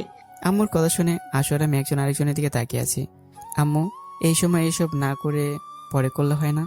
আমার কথা শুনে আশু চোখ বড় বড় করে আমার দিকে তাকিয়ে আছে। থাক বাবা, আর ঢং করতে হবে না, সময় আর বেশি নেই। বিকালে মার্কেটে যাব, তাই অফিস থেকে তাড়াতাড়ি বাসায় আসবি। ঠিক আছে। নাস্তা শেষ করে রুমে আসলাম। অফিসে যাওয়ার জন্য রেডি হতে হবে। আমার পিছন পিছনে আশু আসলো। রুমে ঢুকে আমাকে ধাক্কা মেরে বিছানায় ফেলে দিল। তারপর আমার বুকে এসে বসলো।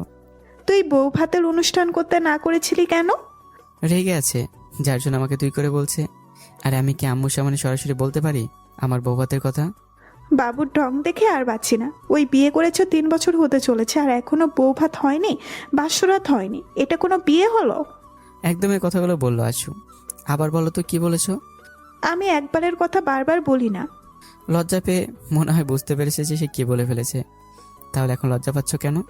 এমনি তোমার মাথা। আশু আমার উপর থেকে উঠে চলে গেল নিচে, আর আমি অফিসের জন্য রেডি হতে ব্যস্ত হয়ে পড়লাম। কিছুক্ষণ পর আশুকে ডেকে আনলাম আমার টাই পরিয়ে দেওয়ার জন্য। ও, আপনাদের তো বলতেই ভুলে গেছি, আশু সুস্থ হওয়ার পর থেকে নিয়মিত আমাকে টাই ভরিয়ে দেয়। আশু একটু তাড়াতাড়ি করো, আজ এমনিতেই দেরি হয়ে গেছে। চুপ করে আমার টাইটা পরিয়ে দিচ্ছে আশু। আমি আশুর কোমরে হাত দিয়ে জড়িয়ে ধরে আছি। আশু কোনো কথা বলছে না, মনে হয় কিছুক্ষণ আগের কথাগুলো ভেবে এখনো লজ্জা পাচ্ছে। আশু, জানো, লজ্জা মাখামাখি তোমাকে অপূর্ব সুন্দরী লাগছে। তোমার টাই বাঁধা শেষ? তো তো আবার কি, অফিসের না দেরি হয়ে যাচ্ছে? তা ঠিক। বলে আশুর কপালে ভালোবাসার একটা পরশ রেখে দিয়ে অফিসে চলে আসলাম। বিকেলে অফিস থেকে এসে সবাই একসাথে মার্কেটে গেলাম বৌভাতের কেনাকাটা করার জন্য। আমার সব কিছু আশু পছন্দ করে দিয়েছে। অবশ্য আশুর পছন্দ আছে বলতে হবে, সবগুলো জিনিস আমার অনেক পছন্দ হয়েছে। আমি আশু কিছু জিনিস পছন্দ করে দিলাম। এক এক করে সব কিছু কেনাকাটা শেষ করলাম। বিয়ের কেনাকাটা সম্পর্কে আমার কোনো জ্ঞান নেই, তাই বেশি কিছু বললাম না। দেখতে দেখতে আশু আর আমার বৌভাতের দিনও চলে আসলো। রঙিন আলো দিয়ে ঝলমলে করেছে সারা বাড়ি, আত্মীয় স্বজন দিয়ে ভরে আছে সারা বাড়ি। একমাত্র ছেলের বৌভাত বলে কথা, কোনো কমতি রাখেনি আব্বু আম্মু। আশুকেও রুমে বিউটিশিয়ানের মহিলারা সাজাচ্ছে। 2 ঘন্টা ধরে আশুকে সাজানো হচ্ছে। এই ফাঁকে আমি রেডি হয়ে নিলাম। অবশ্য আমার সাথে আমার বন্ধুরাও ছিল। আশু পছন্দ করে দেয় বেনারসিতে আমাকে ভালোই মানিয়েছে বলতে হবে। রেডি হয়ে বেরিয়ে আসলাম রুম থেকে। এখন আশুর সাজসজ্জা হয়নি। মেয়েদের একটাই সমস্যা, বলা যায় বড় ধরনের সমস্যা, তা হলো সাজসজ্জায় প্রচুর পরিমাণ সময় ব্যয় করে।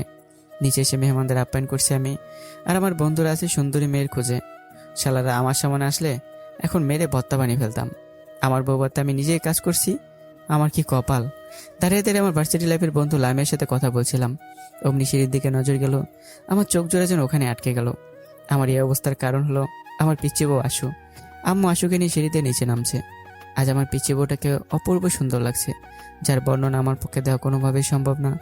আশুকে নিয়ে আস্তে আস্তে আমার সামনে নিয়ে আসা হলো, কিন্তু আমি যেন কোনো ঘরের মধ্যে আছি। এখন অপলক দৃষ্টিতে আশুর দিকে তাকিয়ে আছি। হঠাৎ আমার কাঁধে কারো হাত অনুভব করলাম। যে দেখে আম্মু আমার কাঁধে হাত রেখেছে। ভাবতে লাগলাম, আম্মু না আশুর সাথে সিঁড়িতে ছিল, এখানে কিভাবে আসলো? ভালো করে তাকিয়ে দেখে আম্মুর সাথে আশু দাঁড়িয়ে আছে। আম্মু আমাকে বলল, যা, আশুকে নিয়ে গিয়ে স্টেজে বস, মেহমানরা সবাই চলে এসেছে। আশুর হাতটা আমার হাতে দিয়েই যাচ্ছি। আশুর হাত ধরে স্টেজের দিকে যাচ্ছি। সবাই আমাদের দিকে হাততালি দিচ্ছে। আম্মুর সাথে এখনো কোনো কথা হয়নি।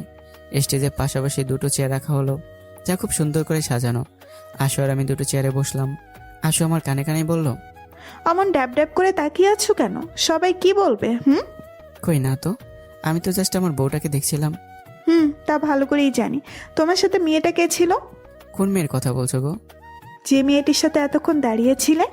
ও হলো লামিয়া, আমার ভার্সিটি লাইফের বন্ধু। একটু চোখের আড়াল করলাম, এতেই জনাব অন্য মেয়ের সাথে ঢলাঢলি শুরু করে দিলে? মনে হচ্ছে চোখ দিয়ে গেলে খাবে। নাউজুবিল্লাহ, এসব কি বলছো? অনেকদিন পর দেখা হলো, তাই একটু কথা বলছিলাম। আজ রাতে তোমার সব বের করব। বলে চলে গেল ছবি তুলতে। আমি তো আশুর কথা শুনে রীতিমতো ভ্যাবাচাকা খেয়ে গেলাম। ঘোর বাংলো বন্ধুদের ডাকে, কি রে, কি এত ভাবছিস? বাবির সাথে দাঁড়া, তোদের ছবি তুলবো। দাঁড়াচ্ছি। সবাই এখন আমাদের ছবি তোলা ব্যস্ত হয়ে পড়েছে। ছবি তোলা হলো, ভিডিও করা হলো, আরও কত কি। দেখতে দেখতে আমাদের অনুষ্ঠান সুন্দরভাবে শেষও হলো। এখন রাত বাজে 12:30। আমরা বন্ধুরা সবাই মিলে ছাদে আড্ডা দিচ্ছি। অনুষ্ঠান শেষ হয়েছে সেই 11টা বাজে। তারপর থেকে আমাদের আড্ডা চলছে। কিছুক্ষণ পর আমার এক ভাবি আসলো ছাদে, মানে আমার মামাতো ভাইয়ের বউ। কি ছোট জামাই, আজ যে তোমার বাসর রাত, তা কি ভুলে গেলে নাকি? মেয়েটা সেই কখন থেকে একা একা রুমে বসে আছে। আমি ভাবছি আজ বাসরটা তোমার সাথেই করব। কি, আশুকে বলবো নাকি ব্যাপারটা? তো এত ছোট জামাই করো কেন? এসব কথা বাদ দাও, এখন তাড়াতাড়ি তোমরা রুমে যাও, না হলে তোমাকে ডাকতে তোমার আম্মু আসবে বলেছে। তুমি যা, আমি আসতেছি। ভাবি চলে গেল। আমি বন্ধুদের কাছ থেকে বিদায় নিয়ে নিচে আসবো, তখন আমার গুণধর বন্ধুরা বলে দিল বাসরাতে বিড়াল মারতে। জাগা মাথা আমি কিছুই বুঝিনি। ছাদ থেকে নেমে রুমে আসলাম। এসে দেখি রুমের সামনে মহিলাদের ভিড়, দরজা আটকে দাঁড়িয়ে আছে সবাই। আমাকে দেখে সবাই বলতে লাগলো, আগে টাকা দাও, না হলে ভাষার ঘরে ঢুকতে পারবে না। আমার ঘরে আমি যাব, এতে টাকা দিতে হবে নাকি? এত বেশি কথা শুনতে আমরা চাই না। আমরা অনেক কষ্ট করে তোমার বাসর ঘর সাজিয়েছি, তাই আমাদের টাকা দাও। কত টাকা? 10,000 টাকা। কি, বাসর ঘর সাজাইতে 10,000 টাকা লাগে? লাগে, এখন টাকা দাও। সবাই আমার অবস্থা দেখে হাসাহাসি করছে। কিছু টাকা কমানো যায় না? না, কোনো কমাকমি নেই। তাহলে আর কি করার আছে? আমি আবার ছাদে চলে যাই। আমার কপালে মনে হয় বাসর ঘর নাই। মুখটা গোমরা করেই বললাম, এতে দেখি কোনো কাজ হয় কিনা। তুমি যদি এখন চলে যাও, তোমার যে গুন্ডি বউ, বাবা আমাদের ছাড়বে না। তাই তোমার জন্য 5,000 টাকা ছাড় দিলাম, বাকি 5,000 টাকা দাও। এই নাও টাকা। 50 টাকা, 100 টাকার কতগুলো নোট দিলাম। এতগুলো টাকা কেন? গুনে নাও, তাহলেই তো হয়। এখন আমাকে যেতে দাও। আমার কাছ থেকে টাকা নেওয়া এবার বুঝো মজা। যাও, আর সব কিছু ধীরে সুস্থে তাড়াহুড়া করো না, কেমন? বলে সবাই হাসাহাসি শুরু করলো। আমি আর কিছু বললাম না, লজ্জা মুখে মুখে রুমে চলে আসলাম। রুমে এসে তো আমি সম্পূর্ণ অবাক হওয়ার কারণ হলো রুমটাকে অপরূপ সৌন্দর্যে সাজানো হয়েছে। রুম থেকে গোপন ফুলের সুবাসও আসছে, চারদিক থেকে মোমবাতির আলো আসছে। এত সৌন্দর্যের মাঝেও এর থেকে সুন্দরী একজন লুকিয়ে আছে, আর সে হলো আমার পিচ্চি বউ আশু। লক্ষ্য করলাম মিয়া লম্বা ঘোমটাতে বিছানার উপর বসে আছে। আমি যে রুমে এসেছি আশু মনে হয় টের পেয়েছে, যার জন্য বিছানা থেকে উঠে আমার সামনে আসলো। আশু আমার পা ধরে সালাম করতে যাবে, অমনি ওর বাহু ধরে দাঁড় করিয়ে দেই। পায়ে ধরে সালাম করতে হবে না, তোমার স্থান আমার বুকে। মাথা নাড়িয়ে হ্যাঁ বলল। উজু আছে তো তোমার? তাহলে একটু ওয়েট করো, আমি উজু করে আসছি। দুজনে একসাথে নামাজ পড়বো। উজু করে দুজনে একসাথে নামাজ আদায় করলাম, দোয়া করলাম যেন সবসময় একে অপরের বিশেষ আস্থা ধরে রাখতে পারি, একে অপরের সুখ দুঃখের সাথী হতে পারি। দোয়া শেষে আশু আবার বিছানায় গিয়ে বসে পড়ে। আমি এখন আমার পিচ্ছি বউটাকে দেখিনি, তাই আস্তে আস্তে আশুর পাশে গিয়ে বসলাম। আমার অস্তিত্ব পেয়ে আশু কিছুটা নড়ে চড়ে বসলো। আস্তে করে আশুর ঘোমটাটা সরালাম। অপূর্ব সুন্দর লাগছে আমার পিচ্ছি বউটাকে। সবসময় সুন্দর লাগে, কিন্তু আজ যেন সবকিছুকে হার মানাবে। অপলক দৃষ্টিতে তাকিয়ে দেখছি আজ আশুকে, কতই না সুন্দর লাগছে। এভাবে তাকিয়ে আছো কেন? আমার কিন্তু লজ্জা করছে। আরে আমার লজ্জাবতী রে, আশু তোমার লজ্জা ভেঙে দিচ্ছি। আশুকে টান দিয়ে আমার কাছে নিয়ে আসলাম। পেছন থেকে আশুকে জড়িয়ে ধরে মুখটা আশুর ঘাড়ে রাখলাম। আশু আমার হাতগুলো জড়িয়ে ধরে আছে। জানো, তোমাকে আজ অনেক সুন্দর লাগছে। কেন, এর আগে বুঝি সুন্দর লাগেনি? তোমাকে সবসময় সুন্দর লাগে, কিন্তু আজ বউ সাজে তোমাকে অপূর্ব সুন্দর লাগছে। ধন্যবাদ। তুমি একটু বসো, আমি এক্ষুনি আসছি। কই যাবে এই সময়? বাইরে যাব না, রুমে আছি, একটু ওয়েট করো। বিছানা থেকে উঠে আলমারির সামনে আসলাম। আলমারি থেকে একটা ব্যাগ বের করলাম। আপনারা ভাবছেন হয়তো এই ব্যাগে কি এমন আছে। এই ব্যাগে আশুর মহারানার টাকা, যা স্ত্রী হিসেবে আশুর অধিকার। টাকার ব্যাগটা নিয়ে আশুর কাছে আসলাম। কি আছে এতে? খুলে দেখো। এতগুলো টাকা কি করবে এত টাকা দিয়ে? এগুলো সব তোমার। আমি এত টাকা দিয়ে কি করব? আমার টাকা চাই না, আমার শুধু তোমাকে চাই। এগুলো তোমার মহারানার টাকা, এগুলো তোমার অধিকার। এই টাকাগুলো নিয়ে তোমার যা ইচ্ছে করতে পারো। এই টাকাগুলো আমি 2 ভাগ করব, 1 ভাগ এতিমখানায় দিব, আর 1 ভাগ দিয়ে ফকির মিসকিনদের খাওয়ানো হবে। তোমার এই সিদ্ধান্তে আমি অনেক খুশি হয়েছি বলে আশুর কপালে ভালোবাসার পরশ রেখে দিলাম। বউ টাকা দেখতে হবে না? যাও, টাকার ব্যাগটা তোমার হাতে রেখে আসো। আশু গিয়ে টাকার ব্যাগটা রেখে আসলো। আমি আতশো হয়ে বসে আছি। আশু এসে আমার পাশে আতশো হয়ে বসলো আর আমার বুকে মাথা রাখলো। এইভাবে সারা জীবন আমাকে ভালোবাসবে তো? আমার নিঃশ্বাস থাকতে কোনোদিন তোমাকে আমার ভালোবাসার কমতি অনুভব হতে দেব না। আমার না একটা কথা বলার ছিল।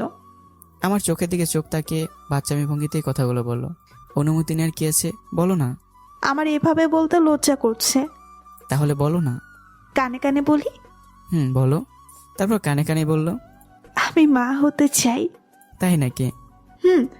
কি আমার ইচ্ছা পূরণ করবে না? অবশ্যই তোমার ইচ্ছা পূরণ করব, কিন্তু এই ইচ্ছেটা এখনই পূরণ করা যাবে না। কেন? আগে আমার কথাগুলো মন দিয়ে শোনো। বলো। তুমি নিজে তো একটা পিচ্ছি, তাহলে তুমি আরেকটা পিচ্ছির মা কিভাবে হবে? এই বয়সে সন্তানের তোমার জন্য ক্ষতি হবে, আবার তোমার সন্তানেরও ক্ষতি হতে পারে। আর তোমার তো এখন অনেক পড়াশোনা বাকি, তুমি আরেকটু বড় হও, তারপর আমরা সন্তান নেব। জানো, আমি তো আমাদের মেয়ে সন্তানের নামও ভেবে রেখেছি। বলো নামটা। তোমার সাথে মিল রেখে রাখবো। আর এইটা কি পছন্দ হয়নি?